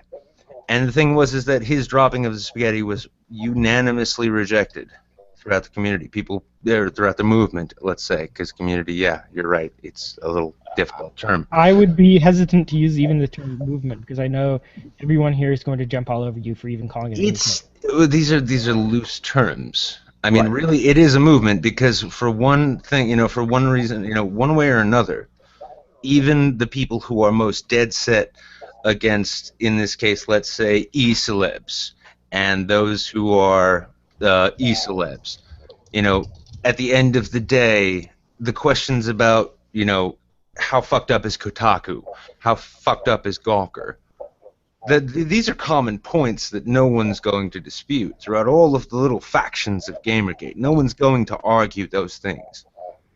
I could come up with a devil's advocate argument, but quite frankly, you I'd could just for fun. Yes. Come on, fuck off. So I will say something about strategically why I avoid being in a quote-unquote movement, and that's because there are a lot of people who care about these issues who do not want to be in a political movement. And if it's going to be branded as a political movement, they're just going to fuck her right off. And you can see that a lot on image boards that aren't GG related, where they say things like, those people are all crazy political, in a political movement. I care about games journalism, I care about censorship, I care about all the issues that GG should be about, or that are contained within the GG issues, you could say, but I don't want to be a part of a movement. And so I think it's strategic to avoid being in a movement. But that's just how I conduct myself. I'm not telling anyone else. That's fair. Nino, you had something you wanted to say. Yes. So, if I may return back to this marketplace of ideas, are you familiar with the strategy known as outgrouping? Could you repeat that? Are you familiar with the strategy known as outgrouping, or I should say the phenomenon? As not to attribute any malice to it. Not off the top of my head. Please clarify. QQ, you can probably jump in this if you want, but unless. Okay, I called it outgroup boxing and labeling. I've also heard it called straw hatting. But yeah, it's basically where you so this is what was actually done to GG. And it's happening within GG now, which is fucking hilarious. It's where you take something that can be used as a label, and you turn it into a pejorative. For example, GG, MRA, PUA. Then what you do is you take a portion of your outgroup that you don't like, that have political beliefs that you find inconvenient, or something like that, and you slap it on them, and you make sure that you include people who are unsavory in some way. So, for example, they take the label MRA, right? They slap it on all the MRAs, and they make sure they include the really radical ones. The ones who are saying things about rape that the general population find to be disgusting. And then what they do is they perform a fallacy of composition, or a hasty generalization, in order to attribute those feelings to the entire group. Okay, all right. So is and thank you for clarifying there. Honestly, Nino, I think it was in your voice modulation. It sounded like R grouping, so I think I might have. But I was not familiar with the term before. Thank you for clarifying, QQ. Thank you, Nino. If the question here, the reason why I bring it up is by labeling people GG Revolt, which is an anonymous board that anybody can post on, including you, including Sargon, including any of the people who shit on it regularly. you're basically containing ideas and labeling them, much like they've done to the event known as Gamergate. So it's kind of really hilarious to talk about the open market of ideas, but by saying that, you're saying that we have bad ideas or we failed because Gamergate has been contained and nobody's listening to us. Not exactly. So- Not exactly. No, not exactly. No, it's truthful. Listen, Come on. Be honest. listen, if this outgrouping thing, and I have no doubt that it is true, and I will not even argue that there are probably people who identify with the hashtag Gamergate who've done so. But what I'll say is that I've come to argue with you, right? Now, Well, so this is. I did call that out. No. I mean, I'll point out I've come to argue with you. I've come directly to argue with you. Well, And can I it's the bring up an thing- interesting point? Allow me to finish, John, first. Okay. And then the floor is yours because it's your stream. The point being here is that the open marketplace of ideas, the idea of that, is such that you are able to put your ideas out there. Now, if, in this case, if the ideas of, e-celeb cabals and misdirection of Gamergate and conspiracies and such as they've been understood, if that is what one has come away with, then that either says that A, the ideas that you have posed have presented that as their central face and that people have rejected them and they do not want them, or B, you have failed as a group who has come together as individuals who've come together under a common idea of your own within a subsect of a common idea, hence the factions within Gamergate. That you as a faction have failed to present your ideas in such a way that the people you are trying to present them to can accept them. Because here is the trick to argument. And this is one of the things I loved about studying law and one of the things I enjoyed about working in politics right up until a couple of years ago, was that there are no objections that cannot be overcome if your argument is sound enough. If you have solid facts on your side and you have a solid argument on your side, if you fail to deliver them, it is because you have failed in your argument. If your idea is still sound, the failure is yours. If you are, in fact, not at fault, your argument is at fault.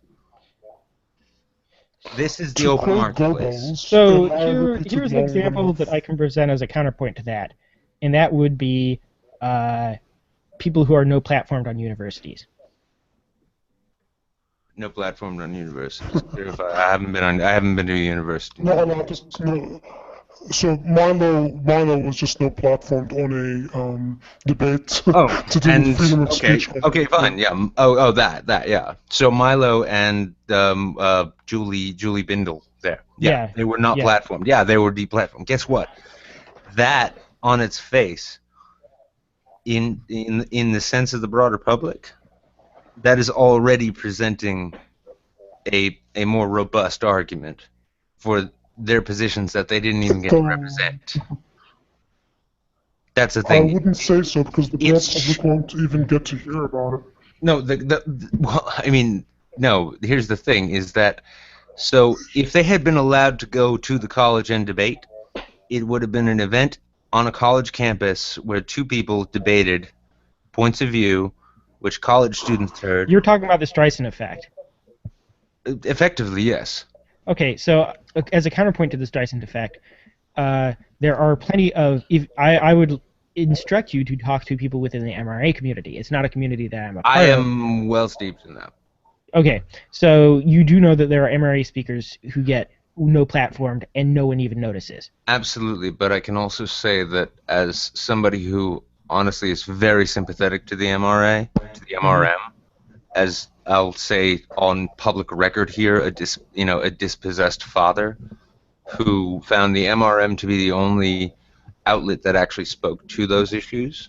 Mhm. I will say that in the 7 years in which I've been fighting my own battles on that front, I have noticed that these issues that they are talking about are increasingly getting attention, largely because of the fact that the prevailing orthodoxy that it is fighting against is so powerful that any inference of it is first looked at as some kind of what is this rebellion thing, and then explored further with questions asked, well, is there a point to this question? Now, no one's saying that the MRM or MRAs are legitimate yet, but increasingly you even have these beta male feminists like Steve Shives admitting on their own channels that things such as men being denied the right to their own children, or divorce issues, or disparities within the criminal justice system, all of these things are actual issues. So they're starting to capitulate. This is what we're seeing. So you do agree that the notion of the marketplace of open ideas is bullshit in that case? Could you repeat that? You get a little... So you do concede that the whole notion of the marketplace of open ideas is bullshit then? Because there's an established... No. Just let me finish. I haven't finished. Go ahead. So you agree that there's an established zeitgeist, if you like, and established authority figures in any kind of setting, and you have to actively fight against that. So it's not a passive audience that listens and judges ideas on their merit where they will float up or down. That's the notion that the establishment likes, because it makes it look like they're not involved in any of the conversation, but that's just simply not true. The person with the biggest voice, the person with the biggest authority, has the most effect. They continue. The fact that ideas do penetrate is not it's not necessarily the success of the idea themselves, but the failings of the authority to establish order. Well, here's the issue. This entire and I hate to use the word, but it is an honest invocation of the term narrative that those of you who I'm arguing with right now wish to promote. It's new. It's very new, because this entire Gamergate thing is new. Now here's the thing.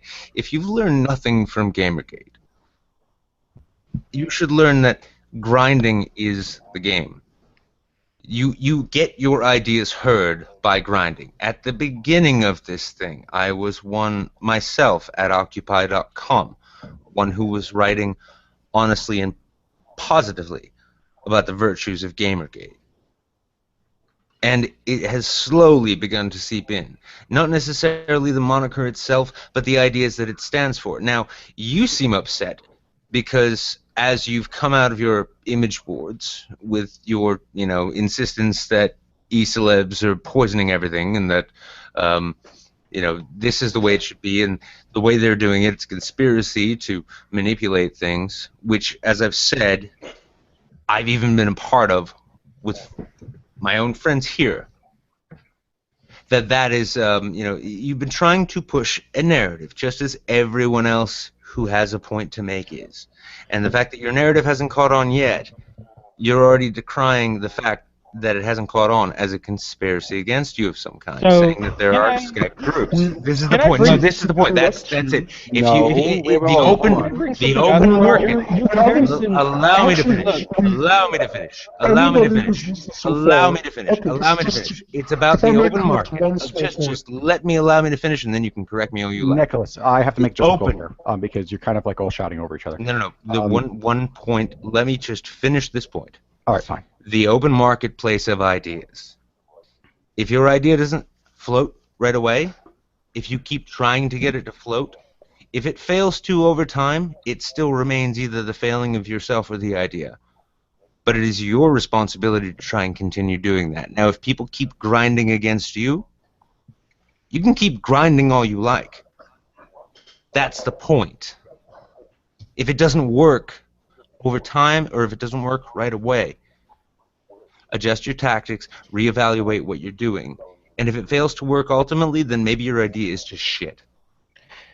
All right. Okay, So so now that you've made your point, I'll just say one thing. We're not acting in any defensive manner here. We're all talking about Sargon and his involvement in the Skype group, as well as the DM group, as well as him trying to control the narrative at the SPJ.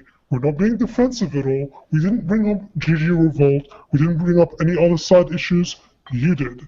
So Yes. I'll just make the point that we're not being defensive. We're not crying out that people aren't listening to us.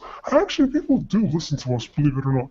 But besides that point, the problem I have There you is go. you completely derailed the conversation from being about Sargon to being about us. Was that what this stream was about?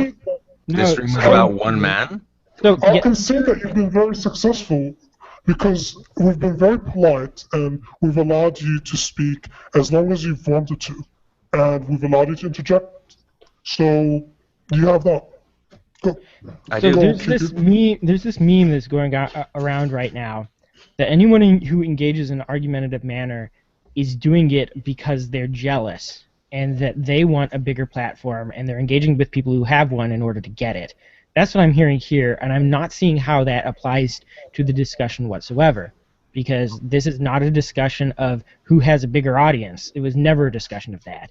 Well, because We were well, talking about that. the constant invocation of e-celebs in the threads and streams and in walls that You realize that this you're is talking to evolved from. someone who has been labeled as an e-celeb. No, I understand. I've been told I'm that because I have like over 1,200 people following me on Twitter. I don't understand it.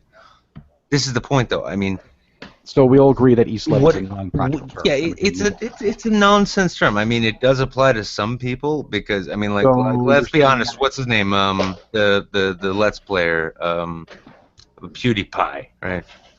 That is an e-celeb, right? The thing exists, and fuck it, Sargon is an e-celeb. You know, he's got fucking 100,000 followers, whatever, right? You know, same thing with oh, what's her fucking name? Actually, no, that's a bad example. Dyed hair one. I'll tell you what e-celeb means to Atheism me. pluser. So an e-celeb is anybody who's famous without any merit. So again, I'm not seeing how this is all. Any of this is at all related to what we were discussing. Oh, yeah. No, I'm sorry, QQ. No, you're absolutely right, and thank you for bringing it back. No, the point here though is that the entire discussion was based around a Skype call full of a bunch of people who are effectively famous through the internet, who were themselves talking about what certain members of them who were going to an event maybe ought to do. Now this is being viewed as some kind of cabal conspiracy to shape a narrative. You're making it out to be a cabal conspiracy. I'm sorry, honestly, you're talking about a secret Skype group in which someone is giving It's not secret suggestions. anymore. It's not Here's the secret point, it's anymore not because actually you've secret. exposed it. Congratulations to you, but the point being, though, is that you're here to discuss a Skype group between people who have large followings who wanted to basically discuss what points they would bring up at a given event, and you're using that as evidence, effectively, as them, there being a conspiracy against you. And this is why I got in, There it is again. because, yeah, there it is again, because that's honestly what it comes back to. Hold on, John Nick, Kelly and Nicholas. you and I, John, how many Skype groups, how many Skype calls did we have talking about how we could shape the narrative? Honestly. We have had discussed Dozens. messaging tactics. Yes, we have. All on Skype, John. But the All issue on here- Skype. And I don't see how that's a bit relevant. Like, let's just say that I am for the sake of argument, because I do want to address this particular issue, but let's just say for the sake of argument, I am completely corrupt in this case, right? I'm completely dishonest. You're not corrupt. Well, This is hypothetical. Yes. Let him use a hypothetical argument. Okay, but you're not. Now, if I was completely corrupt, like I am on the level of like someone who's just like going around doing sneaky, shady stuff, like let's just say on the level of Paolo does, right? And I'm a complete hypocrite about this whole thing. Does that take away or benefit Sargon in any way? If you were that corrupt, Would that benefit Sargon in any way? Yes. Does it help his case in this set of actions here? Does it help his case? In respect to the way that you're trying to say that he's corrupt? In the actual facts and evidence of the matter. You say evidence and facts of the matter. You're still talking about a Skype group in which he made a suggestion about what not to talk about. Okay, that's actually a much more interesting point than what possible improprieties I may have committed. And specifically... No, it's exactly the same thing, dude. That's really the point. No, it is. It's people talking to each other about... what should we do going forward? Honestly, between you and I, the conversations you and I had about how we could shape the GG narrative, honestly, I feel we're far more nefarious in terms of Machiavellian plots than someone going into a Skype call with journalists who are going to an SBJ event and saying, maybe don't talk about this. So now, I don't view what we talked about as nefarious at all. I view this as people talking about ways in which we can actually talk with other people to get them thinking a certain way. And if we can get them thinking this certain way that we're seeing, maybe we can help push things in a certain direction. Okay, well, I want to measure stick. Wait, I'm going to have to leave in 15 minutes, so I want to get my... I had to leave like 10 minutes ago. QQ, you have the floor. Okay. I had to do a lot of self-reflection when this thing was first released to me to confirm, because there are a lot of accusations in there that things that I did as well, in addition to Sargon, and I could list what gives me a guilty conscience if you want. Go ahead. So one of the things that gives me a guilty conscience is that I had an influence on this event behind the scenes, and then I covered the event and didn't disclose that I had an influence on it. I didn't disclose my involvement. That's fair. At least you're honest enough to admit that. I don't think you did the same admission out of Sargon. So I'm thinking but Sargon wasn't part of the to... event and didn't cover it outside of his... He did cover it, actually. He had Sargon, his fucking YouTube channel. God damn it. YouTube, that means... Okay, I work for Next Gen Climate. Hang on, I think you've had the floor long enough. So here's the thing that amuses me the most.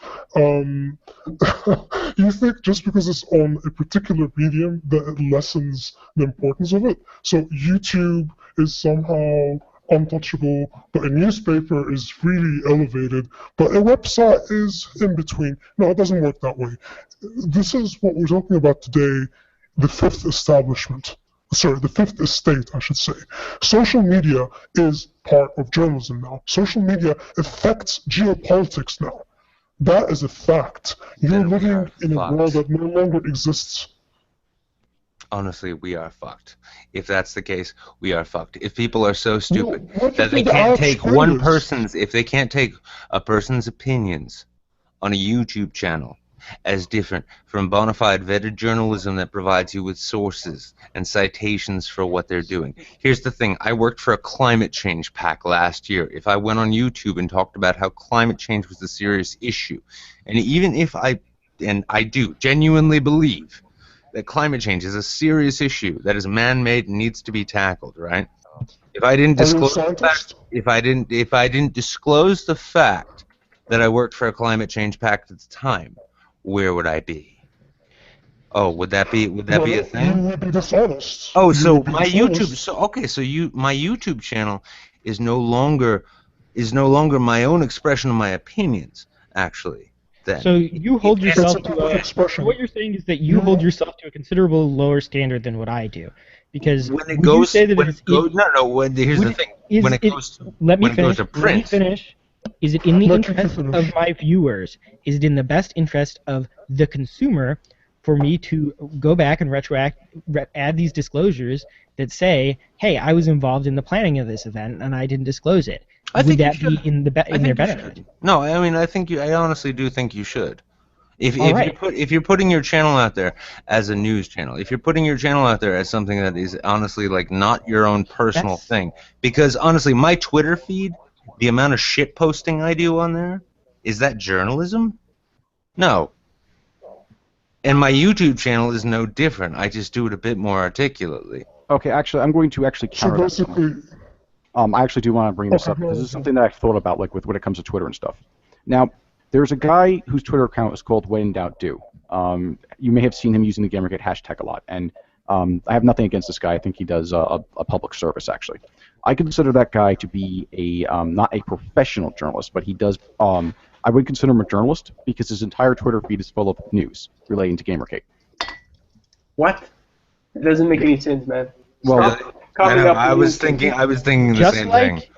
Just like, so here's another. No, actually, I actually like to defend myself on that point. No, I can actually defend this because Koretsky himself said that the comments on his blog posts were acts of journalism. Koretsky's also fucking retarded. So is that a real appeal to authority here? Yeah, I'm not gonna. I personally would not vouch for Koretsky. There's a new person here, and I have no idea who said that. It's me, Doomscatter. They finally let me in. I was sick of being no platform. Anyway, I'm gonna actually have to stick around a little bit later just so I can chat with Doomscatter. How's it going? Yeah, Doomscatter is someone that he and I butted heads with on occasion. I should probably. That does define me. That's what I'm defined by, butting heads with you. All right. That I butted heads with Doomscatter about 2 days ago over something that was very trivial. So I think we buried the hatchet about that. Right. I don't really have all that much ill will. We probably disagree about stuff, but I don't hold any ill will towards Doomscatter. Anyway, as I was saying about this, those Twitter accounts, like the reason why I consider that an act of journalism is because it's reporting the news. Like I think Harmful Opinions actually did a great video on this, and actually in response to, of all people, Sarah Butts. If I can't, he basically goes on to say that there are certain ethical standards that we ourselves, if we're going to demand ethical standards of certain professions, we ourselves have to hold ourselves to ethical standards as well.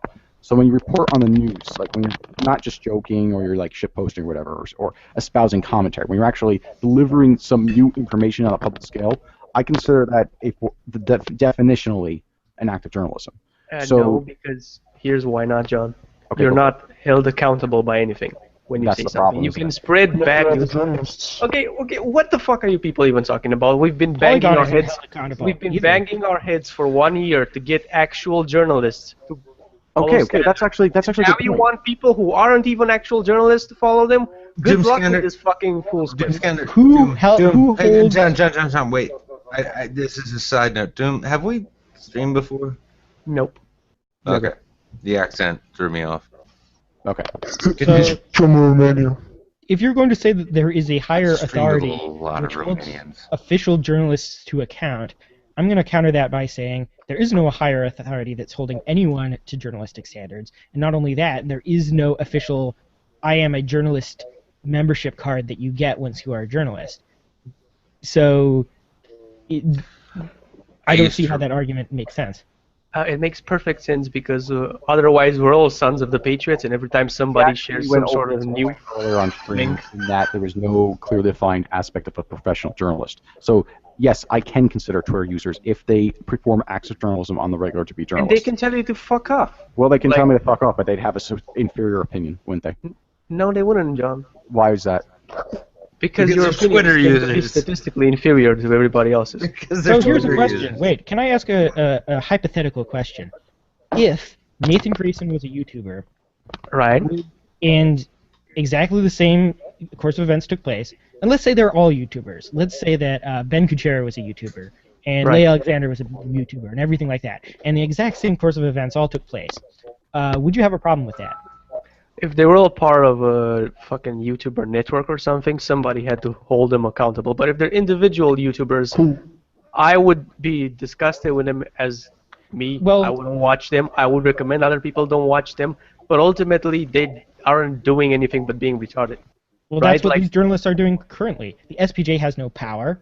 No journalistic, no one who has put forth a ethics code has any legal or higher authority forcing them to follow it. So what? You want to expand this to even more people? How does that make sense? Focus on It's the ones you ethics. have an argument Why with. pigeonhole yourself?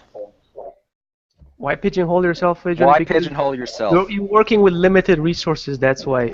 Like, Then why don't you collect resources by expanding outwards? Make another base, to use gaming terminology. right, I play StarCraft too. I understand that reference. I get it. Then why are you sitting in the first fucking base? Dude, hey, Still wait. gathering resources whenever they're beginning to run. Sidebar. Good job. Sidebar. Did you actually drop your voice modulator on purpose? No, that's Thidrin, I fine. had to mute there because Thidrin, you were kind of yelling there. I had to mute you, so sorry. No. I was asking. Spider. I was asking Nino. Nino, did you drop Oh, another guy just joined in. I'm not Nino, asshole. Oh, you're a fucking charmer, aren't you? Because I saw just- Nino's fucking thing up there, and I thought maybe We've already talked before. That would be fucking impressive. By I'm the sorry. way, I'm since sorry. you keep going I'll on about back those off. private groups, I was also in one of those groups involving you. Remember Off Rebuild? That's where I remember you. My God, look at all this collusion here. It's like There you like a fucking reunion in here, isn't it? We should Not discuss how today. you two are part of a cabal. We're part of a cabal. All right, Influencing game regime. since there have been people in the chat asking about the allegations that Nicholas has brought before me, saying that basically I'm a hypocrite because I was involved with Skype groups involved in the Rebuild Initiative. Yeah. Now, we did We're discuss... all in that shit. Yeah, well, not everyone here was a part of the Rebuild. No, I'm not saying we were all in that shit. I'm saying you and I were all up in that shit. Like, it was a plan. It was an idea that we we put together. We a guy called Cyborg Dev pitched it. We took it up, and we Who was that? Cyborg Dev. He was Yeah, no. I mean, I kind of remember, but it changed hands a few times. I can't remember. yeah, like it was me, you, and Didrin and some other people, but I'm not going to disclose their names here. Oh no, it was you. I know it's the other guy too, who was doing the websites on the side. Oh, that guy. No point in naming the Oh, other. that guy, yeah. Oh, yeah. Don't get me started on that guy. Is this even a fucking stream about something? Like, is the audience supposed to know what you're talking about? Of course not. He was just deciding to bring that up as a two-coco fallacy. Oh wow, you're a fucking edgelord! Holy shit! And you're an I'm asshole. just drunk and I'm just talking to him. Fuck off! I don't even know what the fuck's talking about. Did you actually drop the voice filter? Different person. Doom He Scanner. can't even. There's Nick a can't difference even between tell the speaking difference. now. Yeah, it's hilarious. It's basically outgrouping us within the stream. John, you get Don't we have something to talk about at this point? I'd really hoped you drop that. I'd really hope you drop that. Okay, Rebuild Initiative. Let me just get down to it. Curious as fuck what you sound like. What? Okay, Curious what Spurging it sounds like. Rebuild Actually, Initiative no, was the rest of involving that. Up Holy shit. Rebuild. A bunch of people Yeah, tried to hit up Rebuild, to Rebuild love letters to Initiative, the devs over and some of the stuff. Skype groups that we were involved in to basically try to push the best message out there. We weren't trying. There was no conflicts of interest involved in the Skype group. There was no big YouTubers. The closest thing you could possibly say is, let's Also, see. We were a secret group So and we audience had does matter now, conversations that Weren't you no saying one could earlier know audience about. doesn't matter?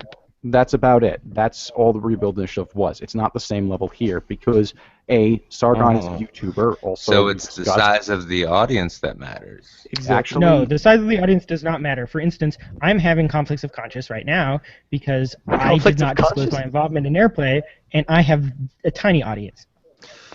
Op Rebuild was one of the many projects done in private. It didn't end up working out very well, obviously. We But tried like the what, project 6 was to times? promote. Yes, you did. No, and honestly, like, we Attempt tried was like to 5 push times. for dev support, which obviously had rather limited impact. That was what the private grouping was about. Did you guys just say there was a dev there? Yes, I think there was, no?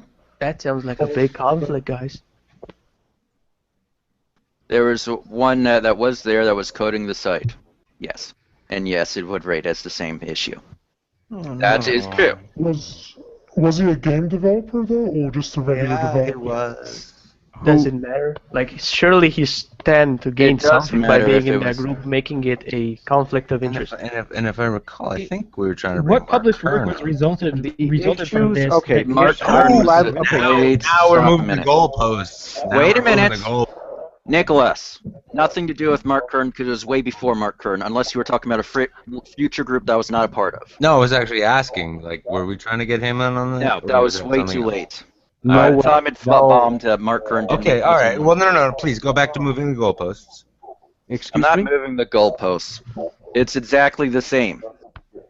Anybody trying to pretend otherwise is a damn fool. But this ends up being a sidetrack because, again, this is a two-coco fallacy, which means that just because these people ended up engaging in it, including me, because I was a part of this particular group, therefore we had nothing to say that is of any worth towards Sargon's group, being whenever he claimed outright that he was never a part of any private grouping. Got it? Yeah, people tend to not look favorably on hypocrites. Okay, all right. Right. So that group wasn't good, but ours was okay. Okay, I get it. I'm not the one that's saying it's okay. Am I?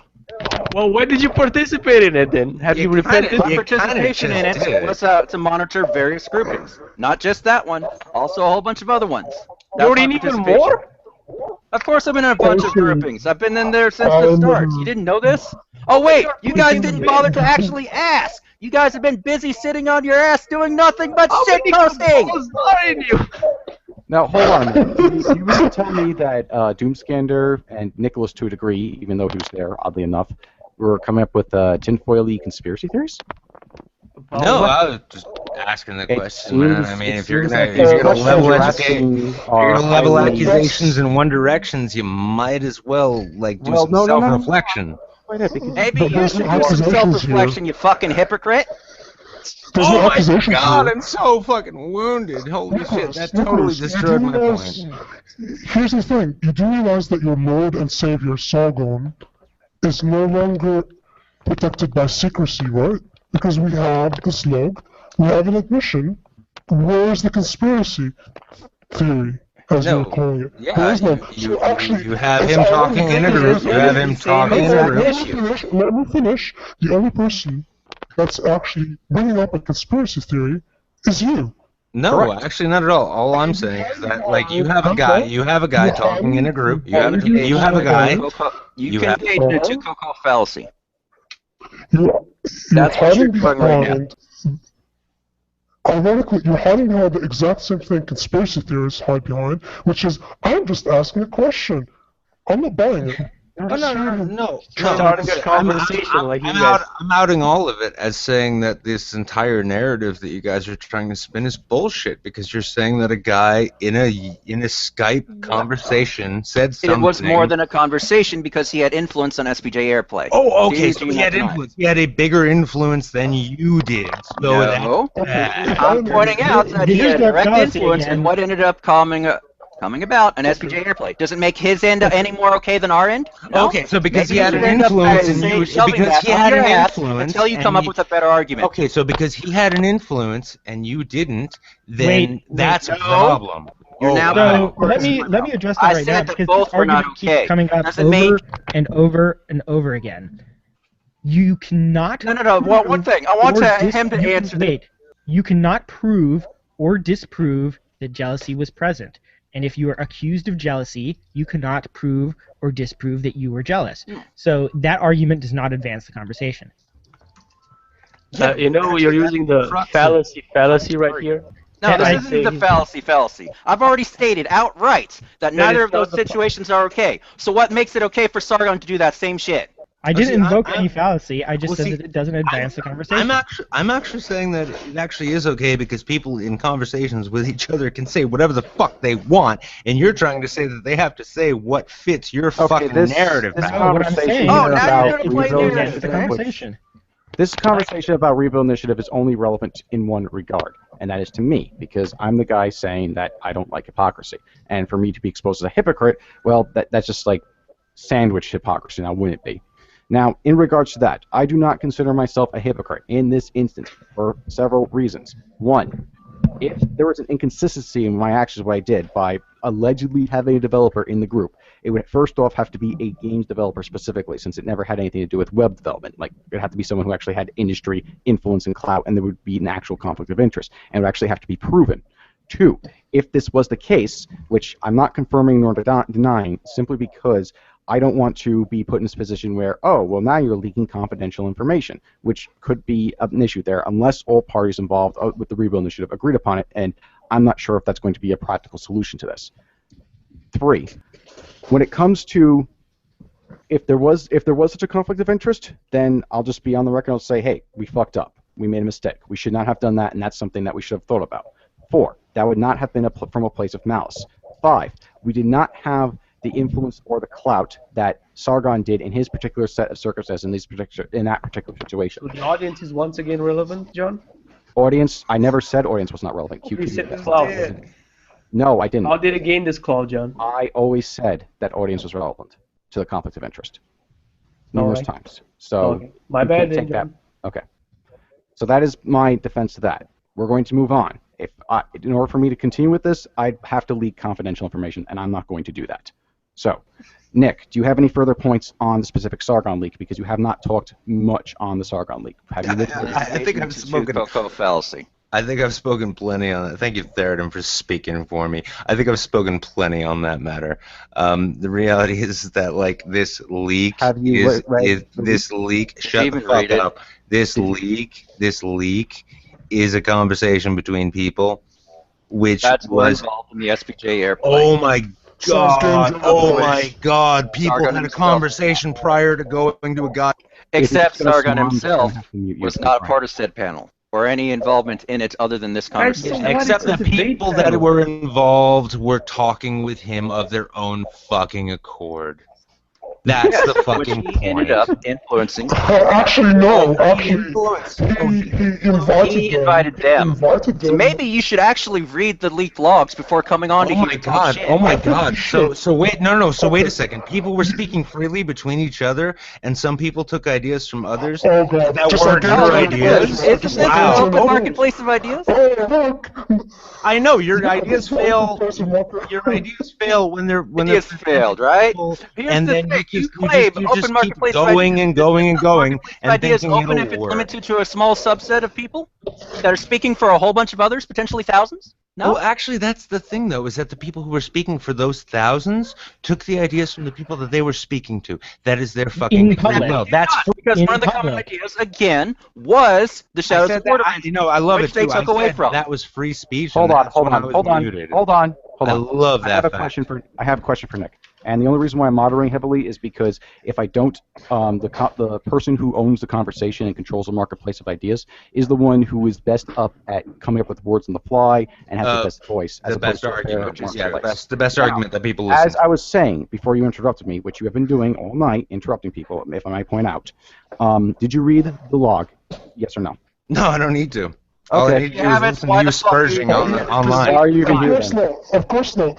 You went on the stream. You went on the stream just to do damage control for Sargon. You didn't even read the logs. You're just here to counter our points, disrupt, You're- and you've been very you're- successful. no, Now, you're not. Nicholas, have you got anything else to say? Have you got anything else to say that you know- haven't said before? I do, honestly, and Oh. you guys have really opened my eyes. Okay. Wind fuel can't melt steel beams. You're absolutely right. So more thoughts are Okay. being Okay. I tell you what, Nicholas, why don't you take a break, sleep off your bloody drinking, and move on? I would like someone who actually knows what the fuck is going on here before they end up rattling on. Thank you. Okay. Excellent. Okay.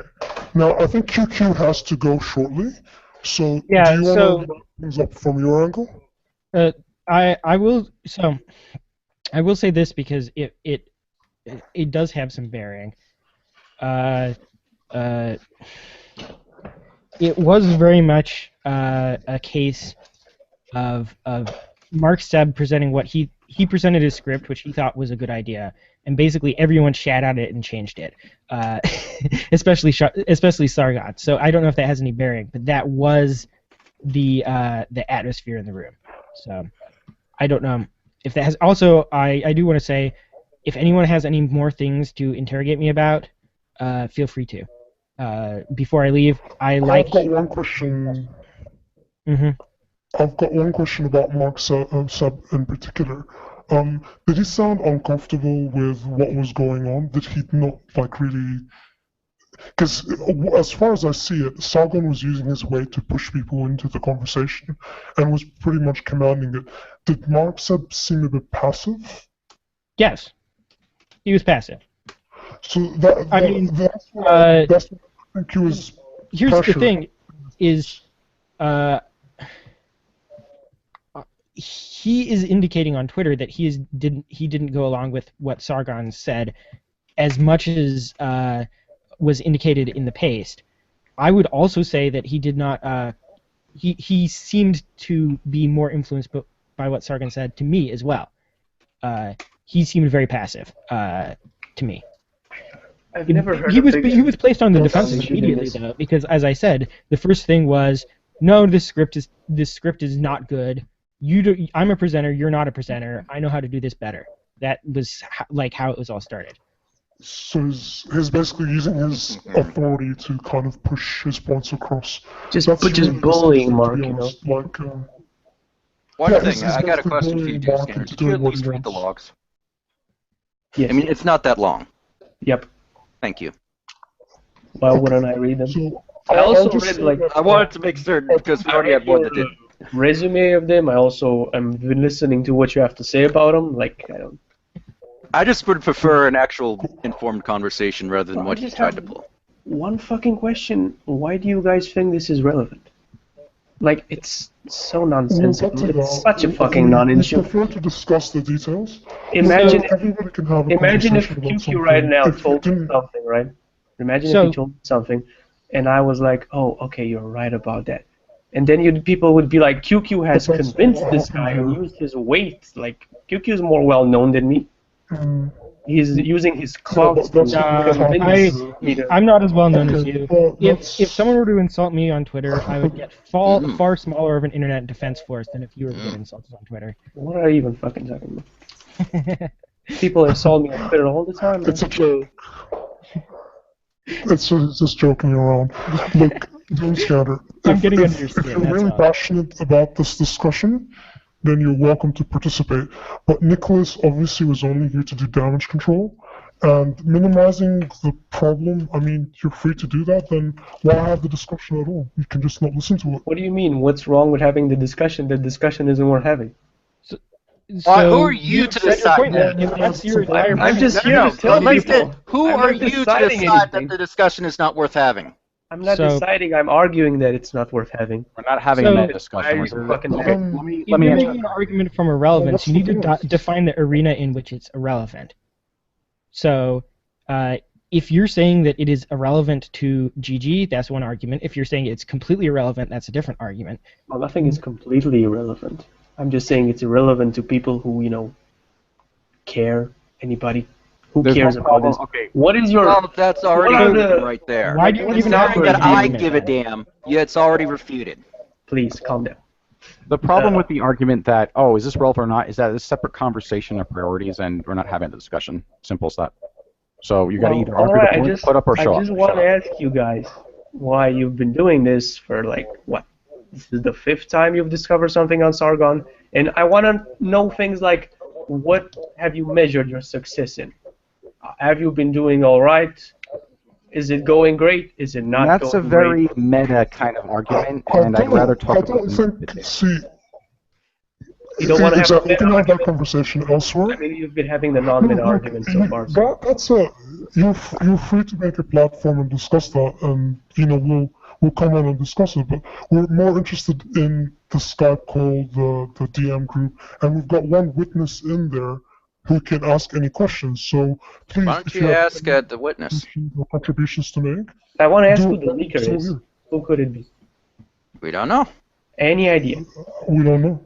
Like, There's a refresh, short my, list of refresh my people. memory. Like, give me the If list you of want, people I can. again. I tell you what. Here's what I can do. I don't know who did it, but I can give you the short list of everybody that was involved in the relevant That's conversation. exactly what I want. Here's the short list: Alan Right. Bakari, All right. Ash Shell, Okay. Mark Seb, John Alright. Smith, Mm-hmm. Paola Munoz, Sure. Punished Leo, and Cuckoo, Cuckoo. QQ. as well as Sargon being the host of said call. Those were all the participants in that relevant call. All right. Well, I think like maybe Alam could have leaked it. I don't know. He's a cultural libertarian. He's a free spirit. Thunder, if I may. It could have been a Yep. bunch. If there was a conflict of interest... So wait. Just sorry, John. Sorry. I have to insist to ask. Did you contact the other people in it? Doesn't matter at this point. We're trying to Anyway, contact them. So I far, did add all of them when this So was first basically- brought up to Sargon of Akkad. I added them all because the conversation was happening in Sargon of Akkad's timeline, and I said bring it up with all of these people, and none of them have replied yet. One of So them did no- favorite it. So now that it's in the open, you know, like Mark Sib, his punishment, his torture at the hands of Sargon is finally exposed. Do you think he'll come forth and say that you're right or wrong? I think that he's already said on Twitter that the pace spin was accurate. The only thing that he said that was inaccurate was that the amount of influence that Sargon had over him, which So is, basically, is, it's a non-issue No, according to it's everybody. not a non-issue because Well, you're trying to argue that poor Mark has been bullied or enforced or whatever, but he's denying That's a that. straw I man can't argument. say that all What of am the I points. strawmanning? I'll tell you exactly why you're strawmanning. A conflict of interest doesn't matter whether or not the parties had were on this level of friendship or that level of friendship. What matters is if these two people meeting up and discussing things for mutual benefit would basically shaft over the people that were their constituents, like their consumers, the people who vote them in, the people that are looking to them, like their viewer base, et cetera, so on and so forth. In this particular case, it would seem to be the case because Sargon and Eric Seb are both YouTubers, and they're basically going behind the scenes and talking about getting rid of YouTubers out of the discussion. That alone Because it's not a panel about YouTubers. considering that we had It's to have a panel about Gamergate, is it not? It's about Gamergate and journalistic ethics. Wait, Guess Okay. what? YouTubers are a part of Gamergate. Dude, they didn't talk about everything that they were supposed to talk about anyway. They didn't come close because they So- were getting railroaded because they With didn't know what they regards were to how doing. much influence people had, I You do should just have wanna been say there, this. right? You should have been there, Fidjon. You knew what you were doing. I wouldn't have been on the pro Gamergate panel anyways. Just like in that particular video a while back, I would have been in as neutral. You're not a fucking neutral, dude. He- You're not Yes. neutral on any of this. If I may, He's as I'm not- neutral as Derek Smart is. Well, actually, no. We had Nicholas Garoff actually agreed on this point with us that the term the Gator identity doesn't really make a lot of sense. He basically said that we're a collection of communities, not really like any one community. Well, actually, no. Let me clarify that. He did say that, but he may have not actually fully rejected the label. I do have to clarify that. I might be misremembering that particular bit. But regardless, the point I was trying to get at with the conflict of interest part. The reason why it's a conflict of interest is we had a number of rounds over what is and is not a journalist, to the point where people had to dismiss things out of hand because it challenged their worldview, like you and Nicholas did when I brought up Twitter users could possibly be journalists. Rather than having a discussion on that, you had to hastily get rid of that notion. I mean, I think it's still an issue considering that the standards for journalism seem awfully relative to one's perspective. So I don't think you can say that, oh, well, this isn't a conflict of interest because YouTubers aren't journalists, because at the very least, the jury is out now, isn't it? I would say you absolutely can perform Pretty journalism on much. Twitter, because wasn't a lot of the reporting on what was it, the something revolt? Consumer Arab revolt. Spring. No, yeah, the Arab Spring. Oh, you mean the Arab Spring as well as Umbrella Revolution? Yeah, a lot of the reporting on that was done on Twitter And YouTube. and YouTube. And that's what makes this fascinating whenever people are saying YouTubers can't be journalists. It's like, it's just another medium for which Actually, I have journalists a can very report. on-topic. I actually have a very on-topic example, if you like. There's a bit of a scuffle between the Russian media and a gentleman going by the name of Elliot Higgins. Have you heard about this thing? A little bit. He just happens to be a moderator on Something Awful. And he's also, Let me mute myself. I'm not kidding. I'm not kidding. He got a Kickstarter to get a so-called open source intelligence community going, and they're claiming to mix and match maps and say that Russia's been bombing targets where it claims to have, but actually bombed other targets. And the Russian media asked for him to come on to address a lot of the criticism scientists were putting towards him, and he refused.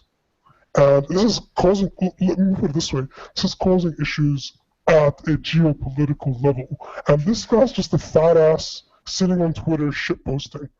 So Okay. if you can't hold people to ethical standards just because they're on YouTube or just because they've got a Twitter account, I like how just you 'cause guys they're are like a so moderator or on something guard like about this.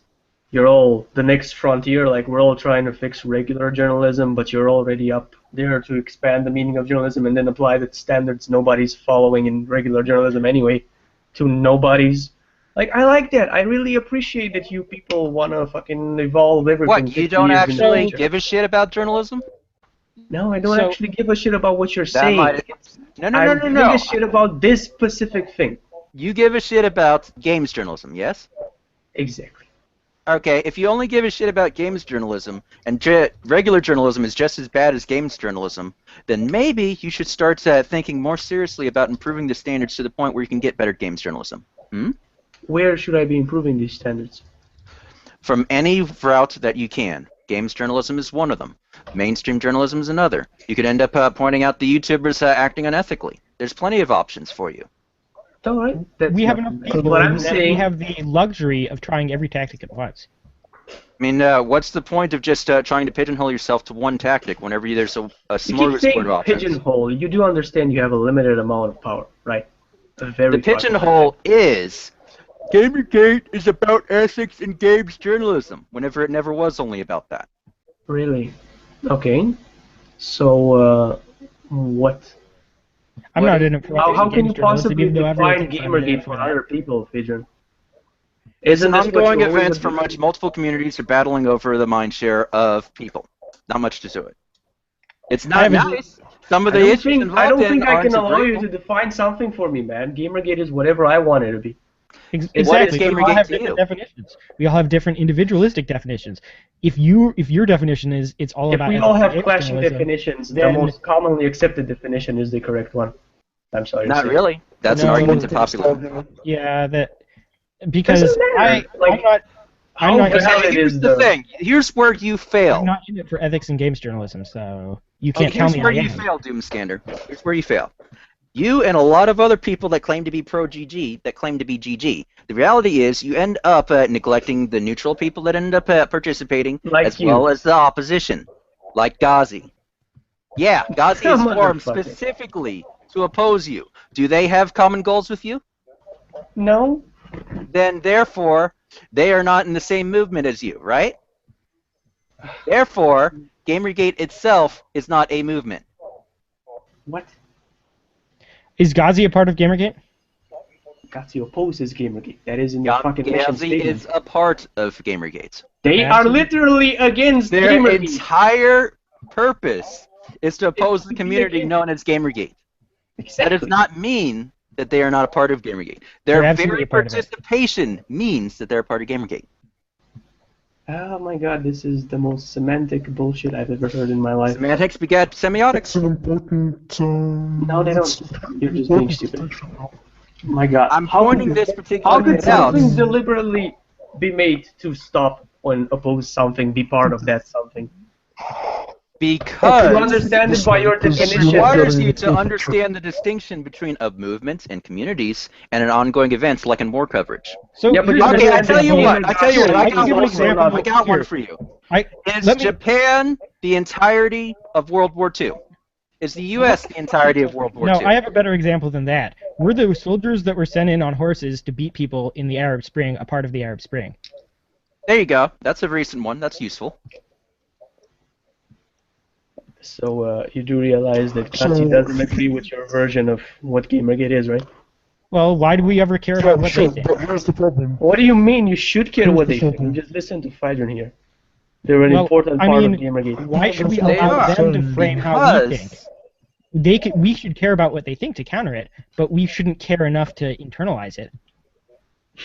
which they're the ones that ended up saying stupid stuff like Question, it's have about any of ethics you and ever- games journalism. Have any of you ever referred to Gamergate as a consumer revolt? I have. I You have.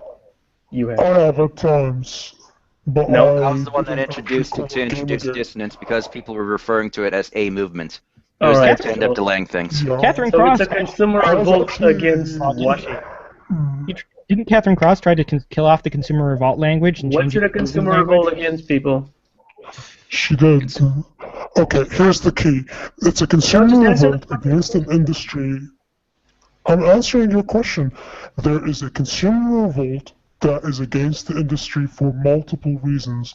One of them being bad journalistic ethics. That's one of the reasons, but there's more. What else is it consumer revolting? So, why do they suddenly all band together and say gamers are dead?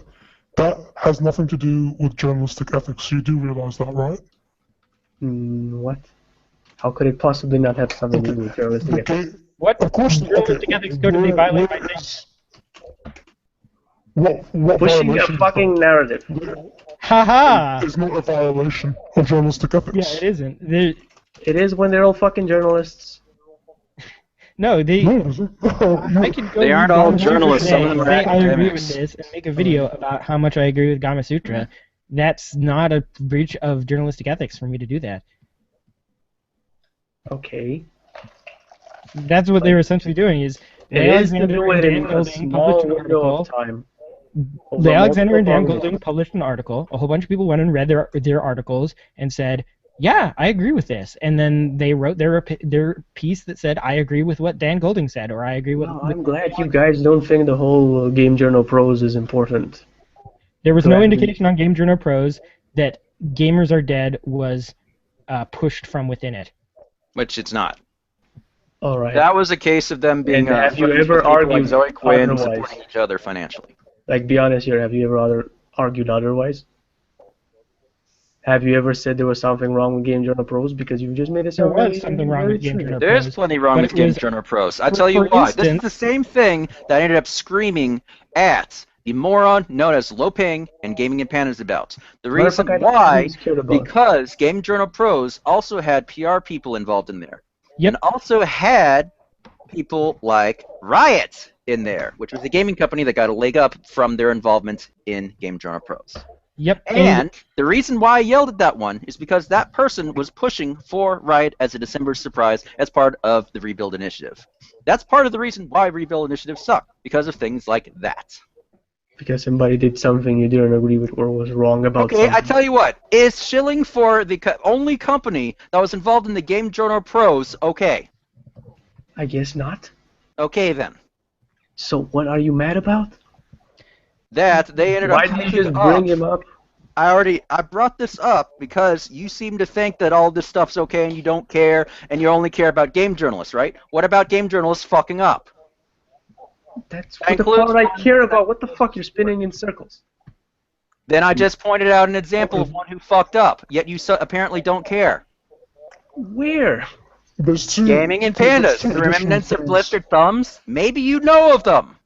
Oh yeah, I totally heard of them. They're totally fucking game journalists, man. What publication do they work for? Who is their editor-in-chief? What is Worked their for was Blistered Thumbs, which was part Alright. of Angry Joe, and now they have their own YouTube channel in What's order to part of talk fucking gaming. Angry Joe? What the fuck are you even talking about? Angry Joe is the guy that has over 2 million subscribers. No, I know who Angry fucking Jose is.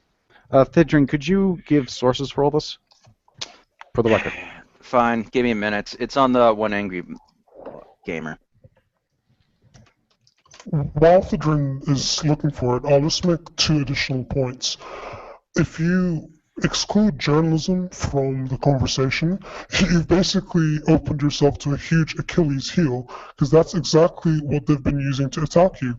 I mean, the game journalists certainly weren't effective at it, because people could see the conflict of interest Yeah, directly I have a, as they're game journalists. Let me just finish this point because it's important. So, by excluding journalists from your scope, you make them invulnerable to attack, and they will just use just regular journalists to destroy you, which is actually what they've done successfully. The Yep. second point is, if you look at the reason why they said gamers are dead, that is the spark that lit the fire, okay? And nobody wants to talk about it. Whenever it's brought up, everyone starts throwing around thought-terminating cliches. That in itself is also a problem. That's all.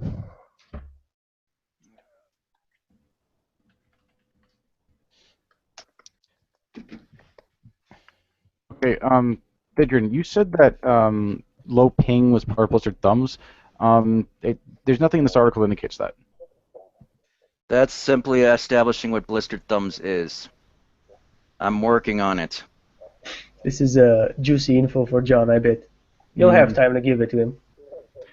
Well, Yeah, that's a different issue. I've already, don't worry about that. Anyway.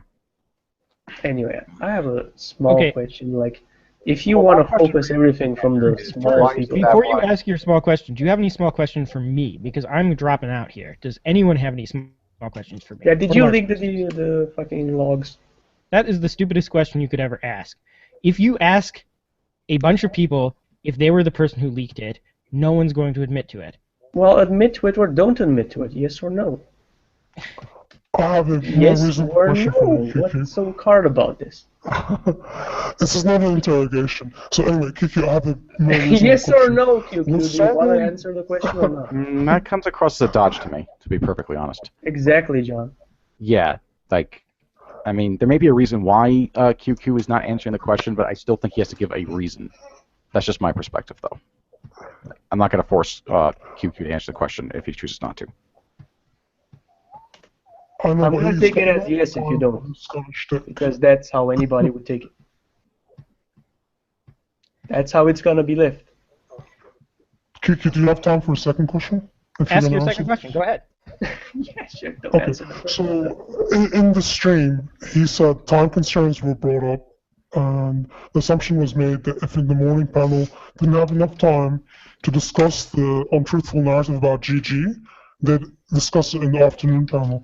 Who pushed that idea in particular? Was it Saga, or was it like something everybody got together and agreed on? Let's see. That was actually Alan Bakari. So Alan Bakari was pushing that point. Alan Bakari said, I actually, that was one of my involvements. I brought up the fact that I thought that that was the most important issue, and that I was concerned that they might not have time. They might not have time to cover that. Alan Bakari said that if it didn't get covered in the morning panel, it would get covered in the afternoon panel. Very interesting, because the afternoon panel seemed extremely mechanical. Like Koretsky was really pushing people towards a certain argument, which is how do we get people to change their behavior for the benefit of journalists, instead of how should journalists behave properly and why did they behave improperly. So yeah, well, that's interesting. That Alan Bakari. I can say that from what I saw, there was wide misconceptions about what that evening panel was going to be used for. Yeah, I agree. I mean, I don't like to blame Koretsky, but I really don't think he communicated that well, because from the conversation, everyone seemed to think that it would be a more open discussion. That's what he said in the guide that he gave out. Yeah. Yeah. Sorry for keeping you for so long, Kiki. I know you've got to work and. And can't answer yes or no questions or give reasons why you can't. We all understand that. Well, either way, I'm not I going to. don't think it's a very relevant question. Yeah. Oh, like okay. that made okay. My thought on that is he doesn't have to answer the question if he doesn't want to. It's neither confirm nor denial of it. I don't know the answer to it, and I'm going to assume that QQ has good reason. But that's just my perspective on that alone. So I draw your own conclusions from that.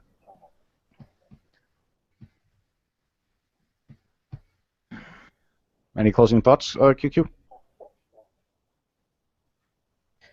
Sure. And this is actually the reason that I am hesitant to answer questions like that. Is why is Doomscander even asking? What relevance does it have? Really? Because it's clearly you. Well, actually, if I can pry a little bit What is into your that, evidence? are you saying that Doomscander's looking for like a aha gotcha moment? I think it's a derailing tactic.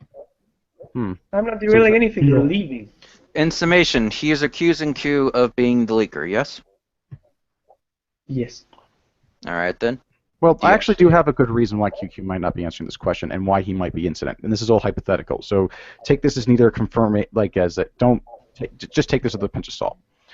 QQ might not be answering the question because if he answers for it, then that basically narrows down who would have leaked it and might create an unnecessary witch hunt in which the person who did leak, who may or may not have leaked it, is pinpointed based on faulty information and unnecessarily targeted. That is actually a good reason not to answer that question in my That's book. pretty nonsense because there's enough people not to do that. If there was like 3 or 4 even, I'd If get I it. was, There's like 6. There's Yeah, 6 if- people that it could have been. Yeah. So if I was actually thinking about it, if I was Was it put in this six? set of circumstances where there was Most of them were the panel, Sargon, and you. That's what Fidron told me, right? No, I said there was a list of 8. All right. Well, list all of them. I'll relist it again. Okay. For the short list, Skype call invitees: Alan Bakari, Ash Howe, Mark Seb, John Smith, Paolo Munoz, Anish Leo, Cuckoo, with Sargon not hosting the call. Yeah. So it's clearly you, Q. I'm sorry. That's why you don't want to answer. Why? If I- So Sure. you You do a would never process make a of good investigative elimination journalist. No to... offense, man. Of What's course up? What was that, Kelly? I said that Doom Scanner would not make a good investigative journalist because he's basically going with a logical leap here and going for the assumption rather than It's doing not a logical intelligence. leap at all. Look, He has a here you are. presupposition, Here and you are discussing these things with the people that are interested in this thing. Like you're part of the group I- that's so- very focused on it, right? You're part of that group as well. Everybody else is excluded. Like really, I don't think it's fucking Paulo or the panel or the guy who denied so it or let me throw in Sargon. let me throw in a hypothetical. If I hypothetically knew who the leaker was, answering that question could lead to incrimination of that person, and if that person put trust in me, I wouldn't want to do that. My Mhm. God, think about that. Yeah, that's actually a pretty good reason not to answer that question. Perfect sense. How is it going to lead to incriminating him? You just don't want to lie. That's the only thing, which is actually pretty admirable, really. You don't want to say it was yes or no. Well, your That's a inability very to cute see interrogation tactic. Well, we've kept you here long enough. I don't really need more from you. is there any question that you have that's actually relevant to the contents of the base bin? Do you actually Doesn't seem he's believe very interested in that it. Sargon was bullied? Why? Do I believe that Sargon was a bully? Yeah. Maybe in the most playground possible definition of bully, like someone who stomps around and threatens to kick over your sandcastle because it's ugly. I mean, no, the most that he did was he said that your script is bad, that it needs improvement, and that I have experience in this, and I should be the one to improve it. I mean, So if that's really- bullying, that's subjective. So why didn't you just, I don't know, you objected this, right? Obviously. So I just remembered something else. Do you remember when Sargon was pushing for himself to actually go to the SPJ? Yes, After, and he was I asking think- for funding. After there was the Delta. He was asking denied for the first funding time, to go to actually. the SPJ. He denied it the first Yeah, time. yeah, come on, He Doom Scanner. was multiple He times said- until it got to him.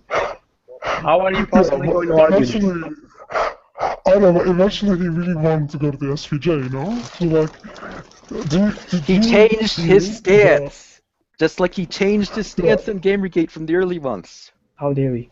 He always changes his shifty. Well, anyway, QQ, did you feel that he was a bit sore about not going to the SPJ? Like, do you feel that I could he not felt left out? either way on that. Honestly, But like, just from his tone in the conversation. I don't know if his tone belied anything about that. All that I know is that Oh, that's a shame. he did not like Mark Seb's script, and he thought that he could do a better job writing it. That he could do a better Oh, job but he informing about what topic should be in it. I bet he thought he could do a better job actually attending the SPJ. That's probably his angle. I'm assuming from the fact that he had nothing to do with the SPJ panel, yet he gathered everybody relevant to it, plus anybody who could potentially influence the discussion of it, and then set the narrative, because he didn't get to go, so he still wanted to be present there somehow. This sounds like more conjecture. Just like the conjecture that Sargon somehow massively influenced him. You know he also Hey, made conjecture friends is on fine. like Doom Scanner, could you do us a favor Conjecture then? is fine. what's the favor? Okay. Well, we're not exactly. None of us here are exactly on good terms with Sargon. Sargon has declared us pretty much persona non grata. He's certainly done that with me, at least. What Yeah, you but- could do. Has he done that to QQ? Yes. Probably will if he hasn't already. So he Tetris hasn't says he yet. has. I certainly maybe have. so. I told he's a fucking meathead. Well, the question is, could you possibly get Sargon to talk about his account of this and ask him the hard questions that need to be asked? Is that possible of You you? want me to do a stream with him? Yeah. No. Why not hold him up? Why not be as critical as you are with us to him? Because you've accused us of pushing narratives, of doing certain things and stuff like that. Like, you I've know, accused you of conjecture. Okay, well, why not go ahead and ask Sargon about his conjectures?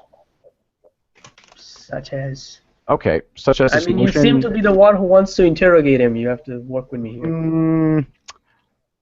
My thoughts on that are, at this point, it'd be very heavily biased of me to really interview Sargon. I mean, like, he and I are obviously butting heads all the time on Twitter. If I was to interrogate him, I'd have a very colored worldview, right? No, it would be okay. Let me just say, as a third party, you and Sargon trying to get any conclusion whatsoever on this issue would be a disaster. No offense to either of you, but you two cannot communicate well at all. None taken. As far as yeah, like he's pretty much done with me. So someone else should get to the bottom of this to get his side of the story, because the evidence we have so far is first-hand information from whoever leaked the post, and from QQ, and from Mark Seb, and Sargon himself admitted that the bloody ghost bin was real. Right, that he had been in this Skype call and all this jazz. But he hasn't talk about answered the details. Right, but someone who can ask hard-hitting questions that could really crack that narrative like you can needs to go ahead and ask him this. Okay, so I'm gonna go on a stream. Let me here. I'm gonna go on a stream and I'm gonna ask Sargon. Sargon, is it true that you tried to wave your influence around and bully this guy into doing what you want? And then he's gonna be like, no, of course not. Well, And that's Actually, I would that's a rather very- end up asking you ask questions like this. Okay. Hey, Sargon, is what this person said true? And if not, why don't you describe your side of this? Okay, so you just want his side. correct. Well, he Yeah, could well- basically do a video of this on himself. Doesn't really need me.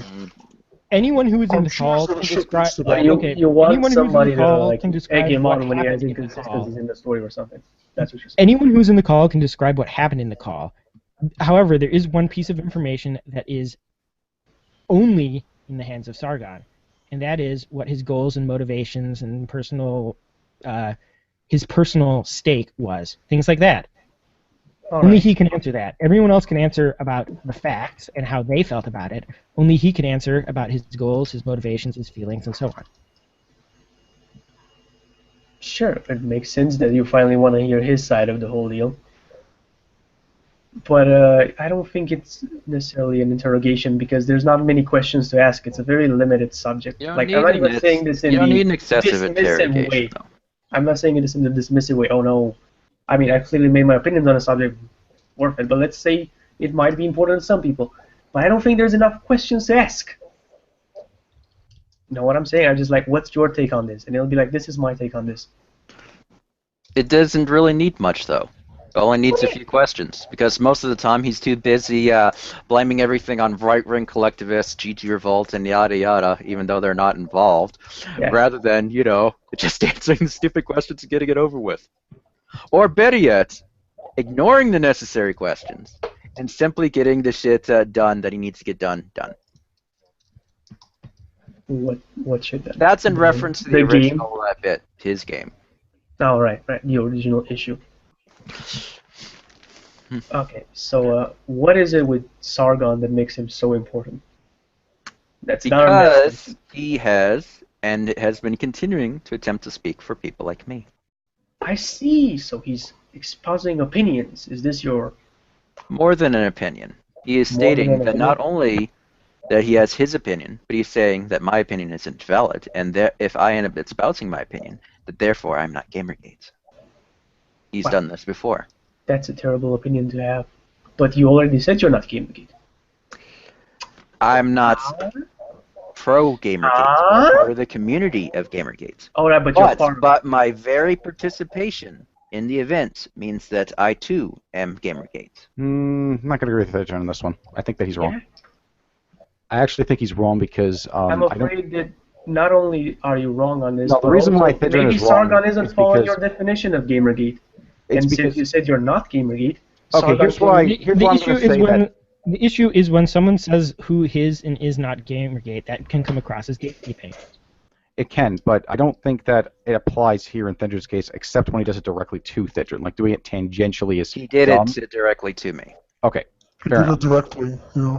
Okay, Well, Remember then- the spaghetti stream, Sarge? You were You involved. have any idea that by your definition, all of most of Gamergate is gatekeeping because you said Gotti is part of Gamergate. Most of Gamergate, I would say, would disagree with that statement. Gatekeeping is a common issue, yes.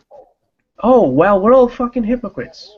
What can you do? People are hypocrites, a lot. We're all yes. disagreeing with your specific definition, Adrian, but that isn't a crime. That isn't not a bad. crime. I think this is a really pedantic. Well, You have okay, a the bigger issue I have here is that Thidrin may have a bit of I think Thidrin's grievances are like on par with the grievances, like the personal ones are on par with my personal disagreements with Sargon. The personal ones anyway. Okay. Point the bigger is, issue. he claims to uphold all these standards, yet he does not uphold any of them. Yeah, I think that's a better point. Now, if he wants to hold these standards and force them on everyone else, yet not uphold his own standards, yes, I will take issue with him. But how is he forcing them on you? By attempting to speak for me, and whenever I disagree, he ends up doing stupid shit like saying, I'm not GG, or I can never be GG, I'm exiling myself, and all this shit. It's like, okay, you want to be that way? Fine. But you do not speak for me. Why do you continue to try? I He think it's a actually better way used to. that phrase on stream. He actually says exile. you're trying to exile yourself, etc. That was pretty disgusting of Sargon, but it's on par with his behavior. If I may, the better point though is the fact that Sargon is an opportunist. That's not debatable. That is absolute fact. Like, even if you want to say he's an ethical opportunist, he's still an opportunist, and that he's being a complete massive hypocrite and not living up to his values would, by my standards, especially as a consumer advocacy issue at this point, make him extremely unethical. And that's the issue See, here. that's the problem I have got with him. In the Satan stream, he basically says what's lawful is good for him. So, you can actually defraud people lawfully. Like, there are tactics you can use. So, some that he has personally used in his Kickstarter. But besides that point, that attitude that you can follow the letter to the law and get away with mischaracterizing your business to people, that's Sargon's modus operandi, and he's admitted as much. And, it's really funny because Satan actually went on that stream quite neutral, in my opinion, and he came out pretty much destroying Sargon. Okay. I didn't watch that stream, though. You should watch it. It's hilarious. Watch it until Sargon leaves, at least. Yeah, don't watch it after that. It's After spaghetti. that, Kelly and Satan argue the same point for 2 hours. Doomscanner may Speaking get a of- kick out of that, depending on how much he likes seeing me being talked around in circles constantly over and over again. I'm not sure what his disposition on that Speaking is. of leaving, it's about my time as well. I did Alright. say it was like 1 There hour, you go. and 1 hour's passed. Yeah, that's a shame. Oh. But Yeah, can anyway, you stay for I a do little think bit? you guys glossed over a big point that Nicholas was making. It's that whether or not you're right in everything you're saying, you're going at it from a fucking stupid way, and it's just gonna end up with That's more always people, arguing the approach instead of arguing the more substance of the people matter. fucking ignoring you, even if you have anything to say. And you can bitch about it, how Nicholas bad is it is. You can fucking bitch about it. You can say, oh no, You're this making a is separate bad. argument from the argument at hand. That's the problem with this. Every No, time this is my closing argument that has nothing to do with that argument. I admit it. I'm just fucking parting something on you before I leave. Here's the thing. If everybody really Okay. was ignoring people like me, then why am I able to go elsewhere and actually talk about certain issues? Where are you going? Well, a place you don't agree with, but InfoWars did work out for me. Okay. So, He reached far more So people he than broke containment, you didn't. I broke He's containment. addressed like You said that no 10,000 one's people, listening. I just repeated 180,000 it. people. It might not well, be the I'm same. sure they'll come writing in to help us at some point. A few actually have been. Okay. That's what you say. Another Where do point you I'd think like to things say serious is came from? And I don't know. Nicholas's problem with us is actually self-contradictory. Because if we weren't reaching out to people, then he wouldn't come here to refute us. He is actually angry that we're reaching out to people, ironically, and in You're order to putting make things in my mouth. I'm saying you're reaching wrong. He's not talking to you, Doomscanner. He's talking about Nicholas that was talking shit earlier. Yeah, I'm not talking about your point, Okay. Tim Scanner. Sorry, didn't hear. So, like, Nicholas came out as, like, a retard at the end because he didn't even read the leaks, and he admitted as much. He just entered it because he heard that Sargon was being dissed. It's just as I said he would. To be fair, you did provide a summary of what your issue was with that pastebin. Right? Right? Listen, You didn't even read the ghost bin. Well, Yeah, but you did provide a summary. that's becoming a habit. Netscape admitted he didn't read the pastebin, the other It's a pastebin before case he of leaked it. people not actually taking the effort to do the research, going off of other people's narratives that they end up just espousing and pushing, and then Right, just since we gotta go, I didn't really want to debate the point. I just wanted to say it. Sorry, you can discuss it. I'll listen to the stream if it continues when I return. Like, I'll listen to the recorded stream, right? I don't think it's going to be much well, longer. not When you too leave, much. I'm leaving. yeah, I don't think there's much. But, like, it's a shame that you didn't have any questions, like, that weren't already covered. I'd be interested to know what your criticisms of what you think Sargon did right, at least. Like, I don't think he did anything right or wrong in in this conversation. That's my opinion on it. Well, Like, nothing he right did or nothing. wrong. You could characterize Game Jam Pros in the same sense. But there's a conflict of interest here because he specifically got them not to go after YouTubers. When he's a YouTuber himself. And he's a YouTuber and is connected to other YouTubers. And mysteriously enough, he's one of the few YouTubers who didn't have a verified channel before, who currently has a verified channel. So I don't know what's going on with that. I don't know what the process is to get verified, but it's certainly quite opaque. I don't know that either. So Anyway, with the YouTuber thing, I also like to point out there wasn't just Sargon. as a I'm YouTuber. going. See ya, guys. So, yeah, have a good one. Take it easy. Okay, to finish my point though about the YouTubers, Sargon was not the only YouTuber in that thing, so there may be other conflicts of interest in there as well. Correct. Mark Sev himself is a YouTuber, although a smaller one. Correct. He's a much smaller one. He doesn't update his channel all that regularly, so it's not as big as a conflict of interest as, say, for. Cuckoo himself is a YouTuber, albeit even smaller. Also QQ. a conflict of interest. QQ, Harmful Opinions, Mark Seb, Leo Pirate. Milo actually started up a YouTube channel. I think that was, it would barely qualify. Mark It's Seb barely qualifies. Yeah. So These are cases of their issues, but they barely qualify in comparison.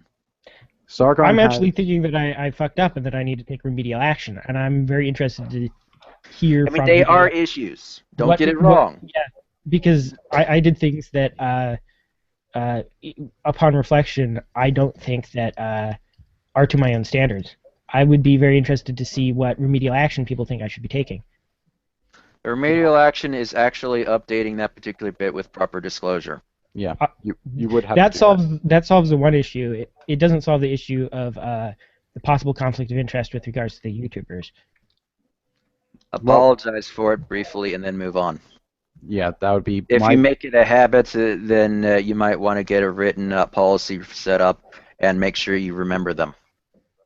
Well, from my vantage point, how you address the mistake is more important than whether a mistake was made there in the first place.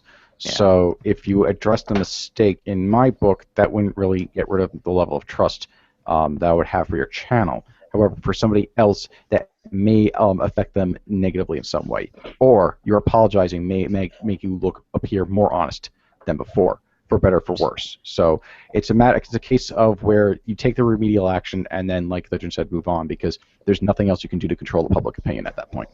So In other words, you fucked up, deal with it Yeah. in the way you prescribed, and then move on. You don't constantly dwell on it, but you do actually own up to it. You take the action required, and you move on. So I think what I'm going to do is, on the videos that I've done post-airplay that cover it, or I should say post the phone call that cover it, I'll add something to the description and I'll add an annotation. And in my next recap that I make, I will add a disclosure as part of it. And Yep. say, if you go back and you watch those videos, I fucked up. I was involved in the production of airplay. I probably should have disclosed that. Yep, there you go. It's easy That enough. sounds fair. That sounds very fair. I think All it would probably be like 1 or 2 videos at most. Considering the time frame of it, it was like in August, right? The date's actually in the pastebin. I can go reference the pastebin, figure out what the date was, and see all the videos I released afterwards. I think all of them covered airplay, so it's probably going to be all of them. In that case, fair enough. So, yeah, but I think that'll be my course of action, my personal remediation for that. And I think if you want to put up an ethics policy, that's not a bad thing. I mean, the whole point of an ethics policy is to let others know what kind of things you will uphold on your channel. It doesn't mean that there's a universal ethical policy, as some people suspect, and it's something you do personally, just so you're open with people about your morals. You don't have to. I mean, as long as people trust you, that's fine. And I don't think you've broken anybody's trust, because I mostly. The main thing is. Go ahead. Sorry. The main thing is, it was Sargon's idea. It wasn't your idea. It put you in an awkward social position where you could say, no, I can't get involved in this, and then everybody else would start questioning things. And so I think you were under peer pressure, and I don't hold it against you at all. All right. Before you go, though, can you just confirm that there's no other inaccuracies in the summary or the parts worth discussing in the leak? Just so that we can go on. Yeah, there was an inaccuracy that I had spotted because I've been making a lot of comparisons. I think I already brought it up on the stream. It's not a major one. One of the lines of dialogue was attributed to Sargon that was actually me. It's the one where it says, y'all already have my Skype info or something like that. I said that. Sargon didn't say that. Sure thing, but what about the summary of the Skype conversation, especially the part about the confidentiality? Because we're going to get into that, in a minute. Okay, I don't have the paste bin on memory. Do you? Okay, I'll read it out for you. It says, confidentiality was requested to prevent the topics from leaking out before airplay. Oh yeah, that was accurate. They actually brought up that I don't remember if it was one of the writers for Game Politics, either Fudge or Glasgow, were like kind of having a gentleman's wager about how long it would take for the airplay topics to leak. Like they were betting that they were going to leak before airplay, and they were shocked that they hadn't. So that was discussed, and they basically said all of this is confidential. Don't talk about it because otherwise, Game Politics is gonna win their bet. That's very interesting. I'll discuss this with the rest of us. Thank you very much, QQ, for your time. I know you have to sleep. You've got work to do tomorrow. I do want to make one more statement. If there is any with regards to my behavior and ethics, I am open to conversation. If there's something that I can do to help restore your trust because of this, let me know. I'm open to that conversation. I might not agree with you if it's something that I think is absurd, but like I said, I'm open to conversation. If there's something that you think that I can do to help to restore your trust with regards to updating disclosures, creating policies for things, anything like that, let me know. I really appreciate it. All right. By the way, remember Nicholas and whatnot? Yes. Beardmosexual came with a similar argument. He's currently calling you a hypocrite and yada yada. I know he's calling me a hypocrite, and while I don't think he's wrong for putting my feet to the fire, I think that he's wrong for thinking that it's okay. I've already stated my opinion on it. He wants to normalize the behavior, and you don't have to answer normalize it. And it's like, it's just activism. No. Why should I not? Wait, I don't. Why should I not answer? You can answer them. You can answer it if you want, but I'm just pointing this one out. What they're trying to provoke you into derailing the conversation about what actually matters, which is Sargon's actions. It's a two-cocoa fallacy, which is why I'm pointing this one out. He's not the only one that did it. Nicholas also did it. I think that's kind of funny how they're suddenly doing that. Well, if they're doing that, it's going to be mutually assured. I can tell them that. If they want to hang me, but if you're suggesting, as I'm taking it, that no, the two-cocoa fallacy is basically because you did it. No, you don't get it. You don't get it. Those two people were both involved with the rebuild initiative. Of course, they disclosed it. They disclosed it. The thing is, what their argument is, because you are involved in this, it's either a case of it's not either okay or it's not okay, and they're on the side of it's okay. And it's like, fuck you, it's not okay. And this is me as part of same said group. So trying to pretend it's okay, you can go fuck yourselves. Well, if they want to say that the penalties on Sargon are going to be equally assured to us, and they just want to die by that sword, well, let them. I have no problem with that. Wait, someone in the chat is asking me, was the description of the call vague on any of the parts? I don't know what you mean by that. Could you explain better your what you're saying? Someone in the chat is asking me a question. I want to get to that. What's up? Someone in the chat is asking me if it's worded as, was the description of the call vague on any of the parts? I have no idea. I have no idea what they mean. I'll give them a moment to catch I think up. it's whenever the person was inviting about what the call was about. Were you accurately given it? That's what I think it is, although I'm not positive. I'll give the chat time to catch up, and then I'll leave after that.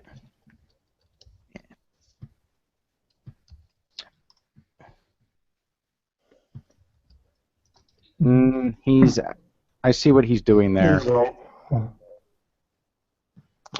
Yeah, he wants to see if there's leeway for escape. No, I personally don't think so. It's pretty clear. No, it's the same thing with it's the same form of argumentation that Satan gave, and I'm actually not going to engage in that kind of argumentation because it's just complete fallacy. It's just a waste of time.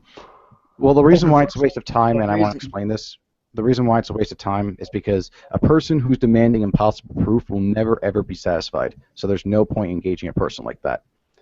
And that goes for anyone making that style of argumentation. And they will play every dirty trick in the book. Once evidence is presented, it's evidence. Like either you can debunk it or it's valid, in which case then you have no argument. So demanding more evidence on top of evidence is it's a logical fallacy. Okay, King Europe says, could you state for the layman why a conversation on Skype between people asking for advice is an ethics issue? I can say what crisis of conscience I have, and that is I was involved in the production of an event that I then covered on my YouTube channel, and I didn't disclose that I was involved in the production of the event.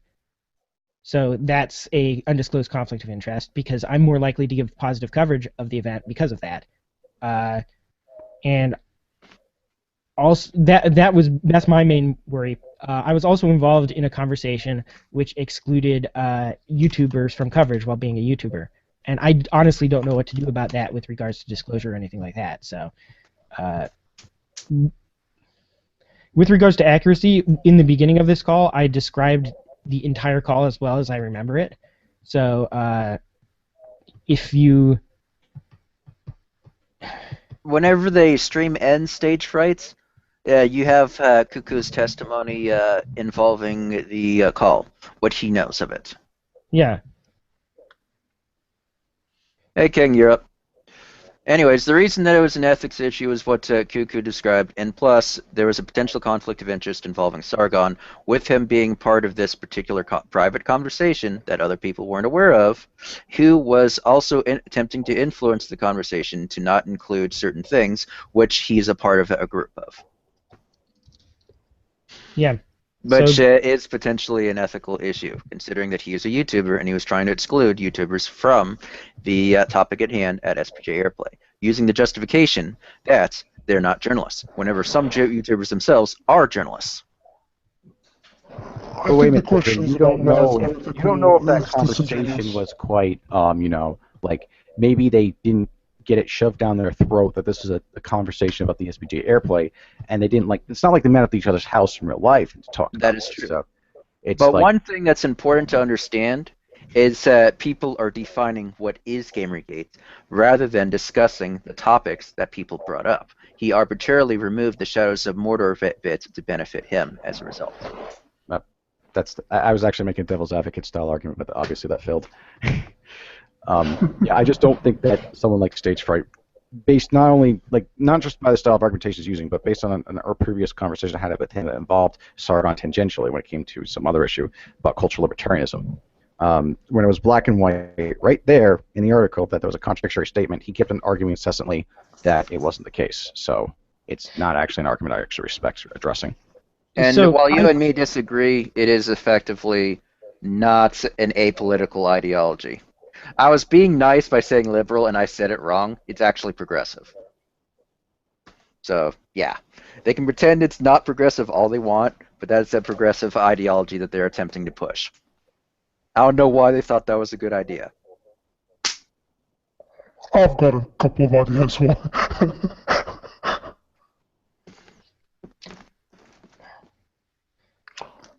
I still can't grok the argument Stage Fright is making. Is he saying that there could be subjective interpretations of what went down? That's what he's going to likely argue against. Okay, Yes. well, I have given... That's the Stage Fright. That's the reason why we got QQ on, and you guys brought you guys on to ask questions. But you seem to be more interested in derailing the conversation than asking the only witness who could, in theory, resolve any questions you had. So it's a bit late to now say that there's ambiguity.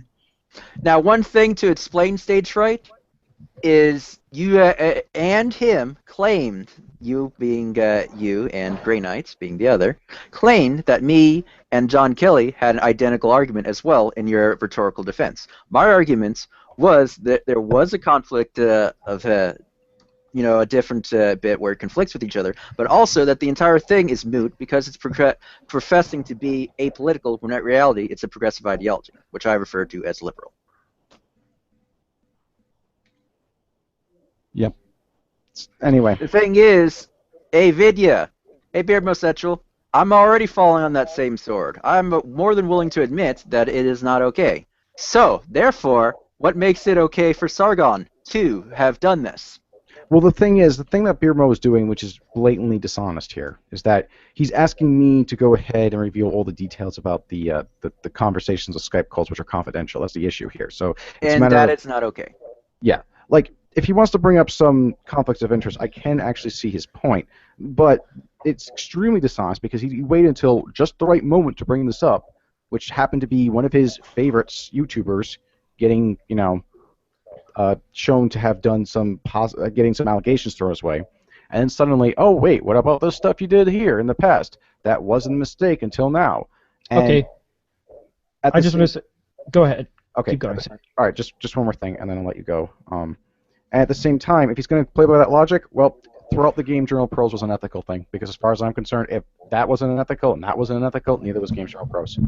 You can't have your cake and eat it too. Either collusion is okay or it's not okay. And if you're going to be this pedantic over the minutia of what we did in comparison with SBJ and Game Journal Pros, then you have to throw those two out as well. You can't win this one. By the way, Vidya, you're the one that's attempting to normalize this particular instance, otherwise known as Beard Mosexual.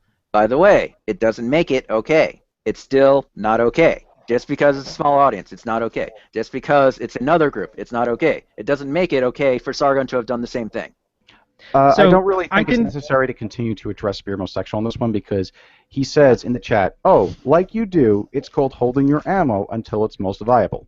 That just goes to prove my point. What he just did anyways. So. Right, which goes to prove my point that he doesn't care for any of this, and he just wants to win.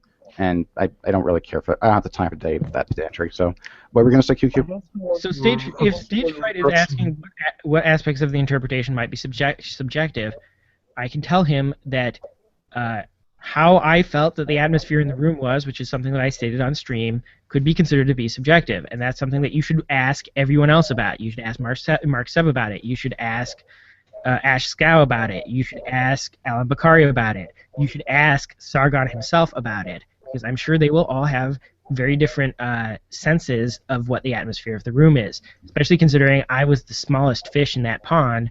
I'm going to feel in a different way than they did. Other than that, I mean, facts are facts. There's things that are subjective and there's things that aren't subjective. Exactly. And that's why we had you on, but they're clearly, knowing that you're coming off, they want to end the conversation by claiming that there's some kind of ambiguity in the leaks. And I don't think there are. I think we've pretty much confirmed that they conveyed exactly what went on during the conversation. Maybe not the details, but we can talk about it at a later time with you or other participants if they're willing to talk about it. So that should answer Stage Fright's question. If you're not talking about subjective interpretations, I went through the facts as I remember them earlier in this stream. When it's over, you can rewind it and go to the beginning and listen to those. if you see anything that doesn't line up, then it doesn't line up. Exactly. And they're free to ask their Sargon the Great to give his side of the story. There's nothing stopping him. I mean, I'm not very hopeful in him taking this seriously, because he won't, but they're still free to ask him. Hey! Grey Knights decided to pop in with a similar bullshit line. The Game Journal Pros list was wrong because it was people of differing bits to spin a narrative, which Sargon himself did. Thank you! He certainly was an SPJ participant, though he wanted to be. He said he wanted to be, and part of that was him altering the bloody script and claiming that they should focus on Kotaku because it would be a more cohesive story, and there shouldn't be YouTubers because they're not journalists, and so on and so forth. There you go. Yep. So if you want to play that line of argument, get the fuck out. That one's already been... Yeah, I've actually been looking to close the stream down, so... And do we have any... QQ, do you have any final thoughts? No, as I said, with regards to my behavior producing videos and content, if there, like I said, I'm open to suggestions. If my disclosures are insufficient or whatever, just let me know. I'm gonna try my best to make this right. So, just tell me. I don't block or mute anyone. I only block or mute if they're spammers or robots. So, yeah, you can find me on Twitter. You can find me in IRC, although most people are too scared to go there. For whatever reason. They think that someone's gonna shoot a triangle at them. Deliberately obtuse throughout, anyways. Yeah. So. Problem is, he's pure rhetoric, and he doesn't bring much logic to the table. I'm sorry for interrupting you. I'll mute myself. So yeah. Yep. Just come talk to me. And I will try to improve my disclosure, and that's all I can think to do right now. So, thank you. Thanks for having me on, guys. Yep. Thanks for coming, QQ. Yeah, thanks for coming on, QQ. All right. On that note, I'm gonna. John, how much time do you think we could have extra to discuss a few more details? What details would you like to discuss? Okay. So, QQ, you don't have to stay for this, but you're free to leave whenever you want. So during the conversation, apparently Sargon wanted to focus specifically on Kotaku for some reason, and didn't mention anything such as Polygon or other similar publications. Why do you think he would do that? Why focus on Kotaku? As someone who has been very critical on Sargon, I honestly don't know the answer to that one. It doesn't make sense to me. What do you think, Thydrin, are you still there? Yes. So why do you think he wanted to shift the focus away from Vox Media? That's what I'd like to know. There is no justifiable reason, in my mind, that why he'd want to end up putting it towards only one specific subset of game journalists. I mean, presuming that he wanted to do game journalists only, and he said, YouTubers are not game journalists, and we could end up having that argument. There is no excuse for not including Polygon, since that was one of the bigger ones as well. It just makes no sense. And I mean, if you look at all of the ethics violations, it's a lot bigger than just Kotaku. You can look at IGN, you can look at many other, it's a whole plethora of them. And for some reason, he wanted to focus on Kotaku, the one that's easiest to, dismiss. Because, it's Gawker Media, which is very unprofessional. And that's exactly the point that the panelists brought up. So, I'm just ignoring Grey Knight at this point. He's basically just derailing. If I can make a recommendation, just ignore the chat, because these guys are not arguing in good faith. If they want to come on the stream, they had their chance, and they decided to bring on Nicholas, and the Doomscanner was okay, but he didn't really discuss the leak. So I'm just interested in the leak, and I want to bring up another point. Why did he request that there was confidentiality in the points that were going to be brought up at SPJ? What's the point when the other panelists were handed those points on August 1st? the only people who would be left out from the conversation are the general public in that case. So what's Sargon's motivation behind that? Do you understand my point? Yeah. So why would you request confidentiality on the points raised? Almost like he doesn't want the discussion to be held outside his little clique. There's an even bigger issue with that, because originally it was agreed that all these conversations would be disclosed publicly, and the only conversations that were disclosed were the ones that were initially shown when the announcement of the committee, not the panel, but the committee to choose the panel was shown, and that was only the first set of conversations, and we've never gotten the rest of those this correspondence ever. And we never got any correspondence between the panelists. All of it was behind the scenes. And this was a concern raised, and it got quietly brushed under the rug, even though it was addressed explicitly that they said everything would be disclosed, and nobody seems to be asking that. So that this leak happened, this is actually in everyone's interest. So whoever leaked it is actually kind of doing a public service. It's a huge public service, because SPJ really didn't go the way we wanted it to, at least not the way most people who were pushing for it wanted it to go. Now we kind of know part of the reason, because Sargon, who isn't that intelligent to be honest, decided to insert himself into the conversation in a way that wasn't disclosed to the public. And furthermore, by proxy of requesting that the points not raised remain confidential, he also requested that this conversation in general remain confidential. Wouldn't you say so? Yeah. Yeah. So it's kind of like a proxy request that nobody talks about that this happened. And I don't know, Sargon really has a lot to answer to, and he's going to wake up to this, and we'll see how he responds to it if he takes it seriously. Mm-hmm. I agree, and I think that Sargon should answer all this, and he should give his side of the story. Like, not giving your side of the story, it's just going to raise and draw more questions in, and just going to lower and lower your level of trust. Though he's already lost any trust that I would have for him, to be perfectly frank, at this point, because he cannot he cannot live up to the standards that he himself sets forth for others, that he wants others to have, whether it be on a journalistic level, a game development level, a consumer advocacy level, a political level, any level you want to name. He does not live up to any of those standards. He's basically morally bankrupt at this point. And what's funnier is his supporters, his adherents, are behaving in the exact same way as the sycophants of Zoe Quinn and the others are. He could do no wrong in their eyes. They will bring up points that have no bearing on the conversation just to derail the fact that he's done something wrong. They will normalize unethical behavior, just as we saw with Sarbots. They will normalize anything in order to protect Sargon. And it's really hilarious to watch these guys go at it. Especially that they attacked the SJWs for doing the same thing for Sarah. Wouldn't you say so? Yeah. It's hilarious. You guys should be ashamed of yourselves. Yeah, I'm talking to you, beardmosexual. It has nothing to do with the conversation.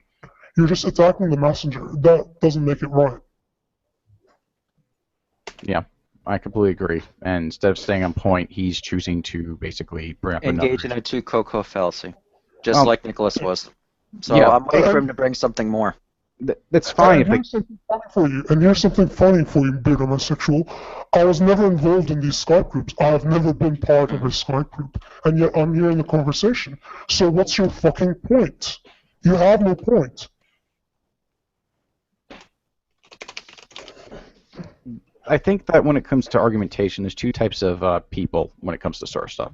There are people who can separate different issues from each other that may have overlap, such as like the issue of how you're presenting yourself over the actual issue itself, and things like one's own ideological consistency and whether or not wrongdoing happened in the first place. And there are those who can't. The ones that basically they rely and work on associative reasoning to essentially obfuscate and obscure whatever possible meaning we can actually have in conversations of ideas. Exactly, and at the same time, they will use your attack on bad acts as attack on somebody's character, and then use the same argument they use against you. They just basically want to drag you into a mud pit and just get so much mud on you that nobody can tell Listen, who's right and who's wrong. And who else does that? Gee, I wonder. Ooh, wow. Well, guess what? The SJWs do. Yep. So it's it's really funny that this cult lib has risen up, and they're so sensitive. I mean, how sensitive are these guys towards any wrongdoing done by Sargon? He will never admit a single wrongdoing. He will spin all kinds of reasons why he's still right. He'll defraud Kickstarter customers, and he'll still find a reason why he's right. Yep. He tends to skirt legalities and think that it's ethical. That's what he doesn't get. Yeah, he actually thinks fraud means legal fraud. You can defraud people without breaking any laws. That's something he doesn't understand. He should pick up a dictionary sometime. The thing is, actually wasn't in that mud pit like you proclaim, Lane.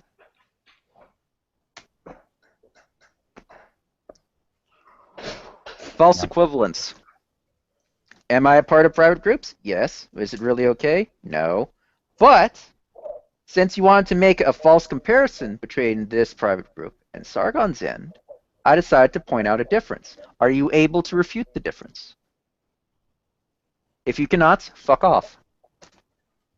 He can't. He's just acting like a clown to waste your time. So, just ignore them. If there's any more points that you'd like to bring up about specifically the leak in question, like if there's anything else that needs to be discussed or brought up or delved into, we can discuss them. Otherwise, I think I'm inclined to end the stream here because I think we covered all the points that we can based on the relative information. Now, I am going to try to keep an eye on this. Go ahead. We can look at the 4 points raised at the very end of the basement just to... It's more than a legal term, fuckwit. Okay, but Thidrin, let's just ignore these clowns that are in the chat, because they've had their chance and now they're just bringing up minutia. So let's look at the 4 points raised at the end of the leaks, which are titled possible concerns. Sargon has never disclosed his part in the modification of the scripts for airplay in any of the airplay coverages. That's a fair point. He never has until somebody has disclosed it for him. And now we know. Number 2, Sargon specifically removed any mention of YouTubers from Mark's script. Did Mark actually mention YouTubers during the SPJ? Not to my knowledge. And he was the morning panel. That was the one I watched. I mainly remembered because I was banned from it by John Smith. So this leak, it kind of implies that Mark did take into account Sargon's modifications. And he managed to remove any mention of YouTubers from Mark's script. That's interesting. Number 3, YouTubers who should have had no involvement with airplay were having covert involvement. Well, that's kind of ties into number 2, so we won't mention any more on that point. Finally, and this is a sticking point for me, the expectation of confidentiality was not brought up until the middle of the conversation, putting participants in the awkward position of needing to balance violations of confidentiality versus disclosure of their involvement with airplay. That one's actually the interesting one. Exactly, because he wasn't upfront about it being confidential. So which ended up, which made it a rather awkward situation, as stated already. Because they then have 2 things that they'll end up failing in. It's a lose-lose situation. They can either A, uphold the confidentiality with amounts to not disclosing their involvement in this particular conversation at airplay, or B, disclose their involvement in this particular conversation at airplay, but to breach the confidentiality. Exactly. Yep. Exactly. It kind of put them in a lose-lose situation. And that's why it's important to protect the identity of the leaker, as QQ did. And Doomscanner just didn't understand this point, which, I can understand his curiosity, but it's kind of irresponsible.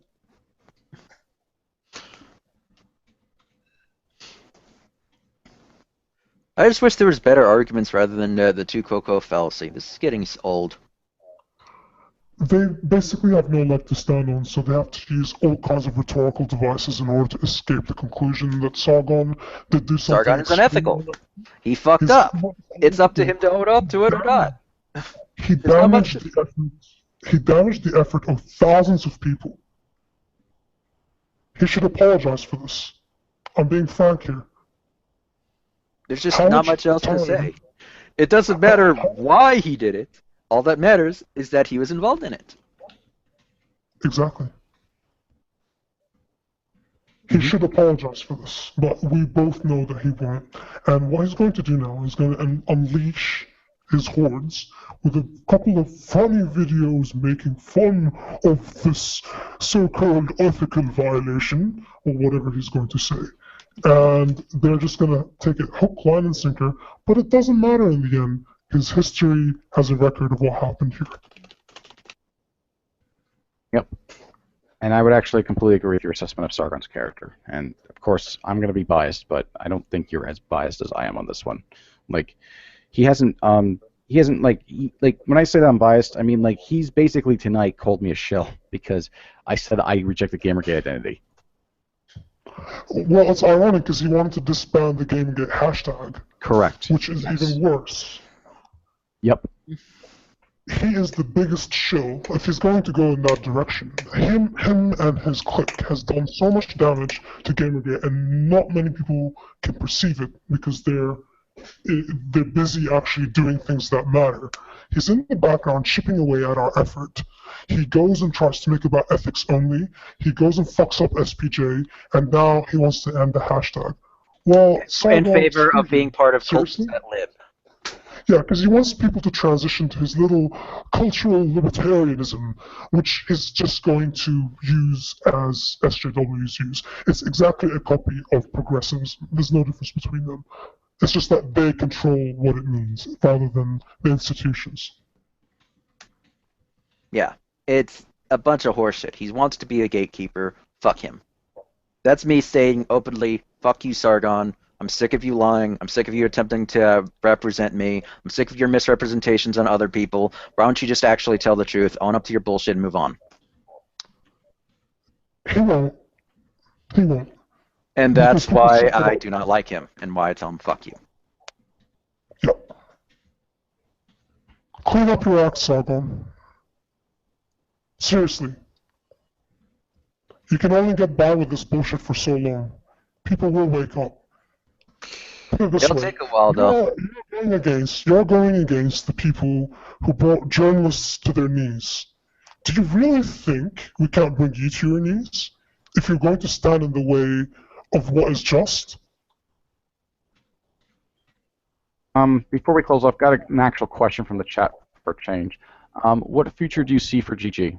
Me personally, I don't think the question's very useful because I see Gamergate as an event that's associated with a hashtag and a name, and once it dies, it's something else to take its place. It'll basically just peter out. It's something else. As for what potential it has, what the future holds for it, that's up to you. People really need to just get off their duff and do. For me, I'm still going to work on the stuff I'm working on. Didger, I know, has more plans with Think Serious. Although, actually, I'll let the others speak for themselves. Go ahead.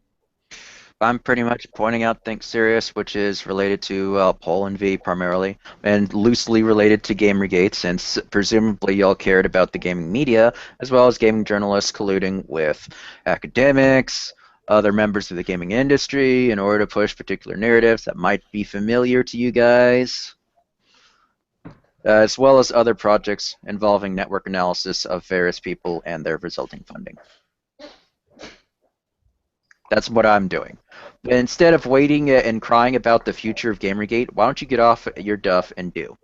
That's what I've said repeatedly. Just get off your duff and do. You want to improve the future of anything? Get off your duff and do, rather than sitting and crying.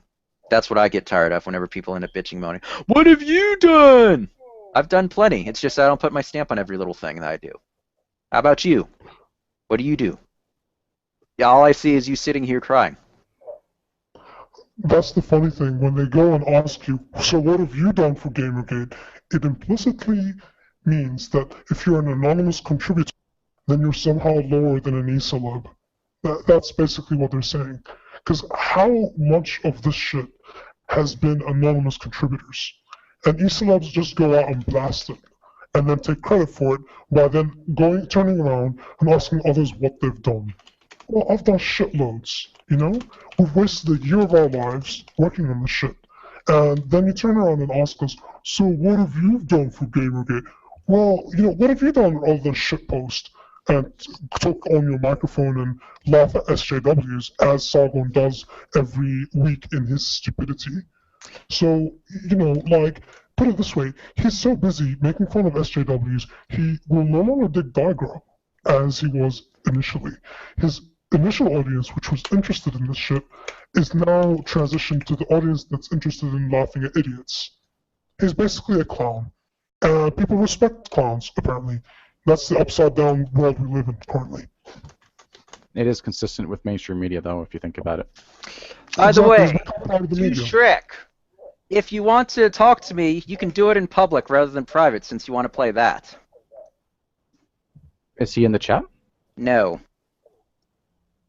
Since Okay. he is wanting to talk to me, you can do it in public. Does he want to come on this stream here? I doubt it, but I'm just calling about in public because he wants to play this card in private. I don't want to play that shit. You wanted to have your issues, you can bring it to me in public in this one. Well, what's interesting is I wrote an article on Shrekbane, actually, because he took it on my website due to really dumb reasons that you could read and judge for yourself. And I tell people to take it with a grain of salt because it's based on first-hand information. He's never actually gave a counter rebuttal to that. That's very interesting. Like, never a formal reply. He's kind of just stay in the shadows as usual. Mm-hmm. And it's been months since that piece was written. I also like to point that particular bit out. But if he wants to come on, discuss talk turkey, fine. He can come on. That's up to him. I won't say more or any of the details of it. I'm just stating that if you want to talk to me, you can do it in public on this particular instance. This particular instance. All right. Things off. Well, I hope you guys enjoyed the show. I will be talking more with sorry, not Talar. Sorry, I am lost for words. I will be following the story more closely, and I will see what the other people involved have to say. The only people who have made statements that I am aware of are QQ, Sargon, and Mark Seb. I don't know if anyone else has come out or will come out, but if they do, I'll try to keep an eye on it. I will also update. I'll also try to keep this description updated, or probably put their statements in the pastebin, maybe even write an article on it. But in the meantime, that's all I have for tonight, and I hope, and shout out to QQ, Nicholas Garoff, and Doom. There we go. Wait. Before you go, here he is. There we go. Shrek, yeah. do you actually want to talk? I'm not gonna continue to stream if he's not gonna come on. Like, he can either choose now, yes or no, if he wants to come on the stream. Yep. Give him about a minute to Shrek, respond. You've got 30 seconds, Shrek. Also, in closing, if anybody has any details about the conversations that went on in any of these private streams to do with SPJ, you're free to direct it to me, and I promise to keep confidentiality, and I promise to publicize it as well. So this is an open offer from this point.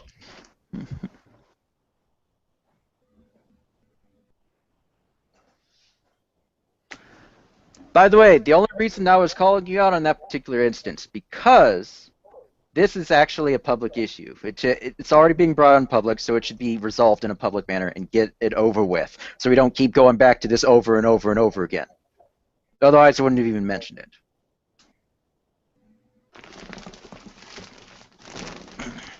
This isn't the first time that we've gone over private groups versus public groups. I would like to at least get it resolved sometime this century.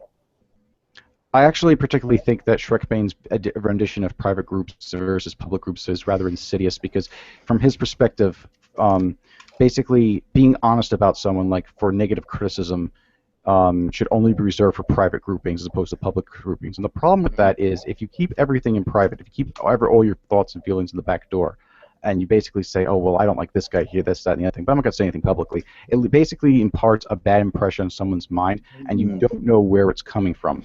So it's rather subversive the way he does it. Like, I have disagreements with Beardmo Beardmo, for instance, but I'm never going to say he's going to withhold his opinions on things. All right. I don't think he's interested in. So no, he's not. we can just wrap this up then. I was hoping we could end up getting this solved one way or another, because this isn't the first time that it's gone public versus private grouping stuff. All right, if he changes his mind, I guess he'll have to be on Thidrin's channel or whatever. In the meantime, have a good night, everybody. Hope you enjoyed everything. Great night.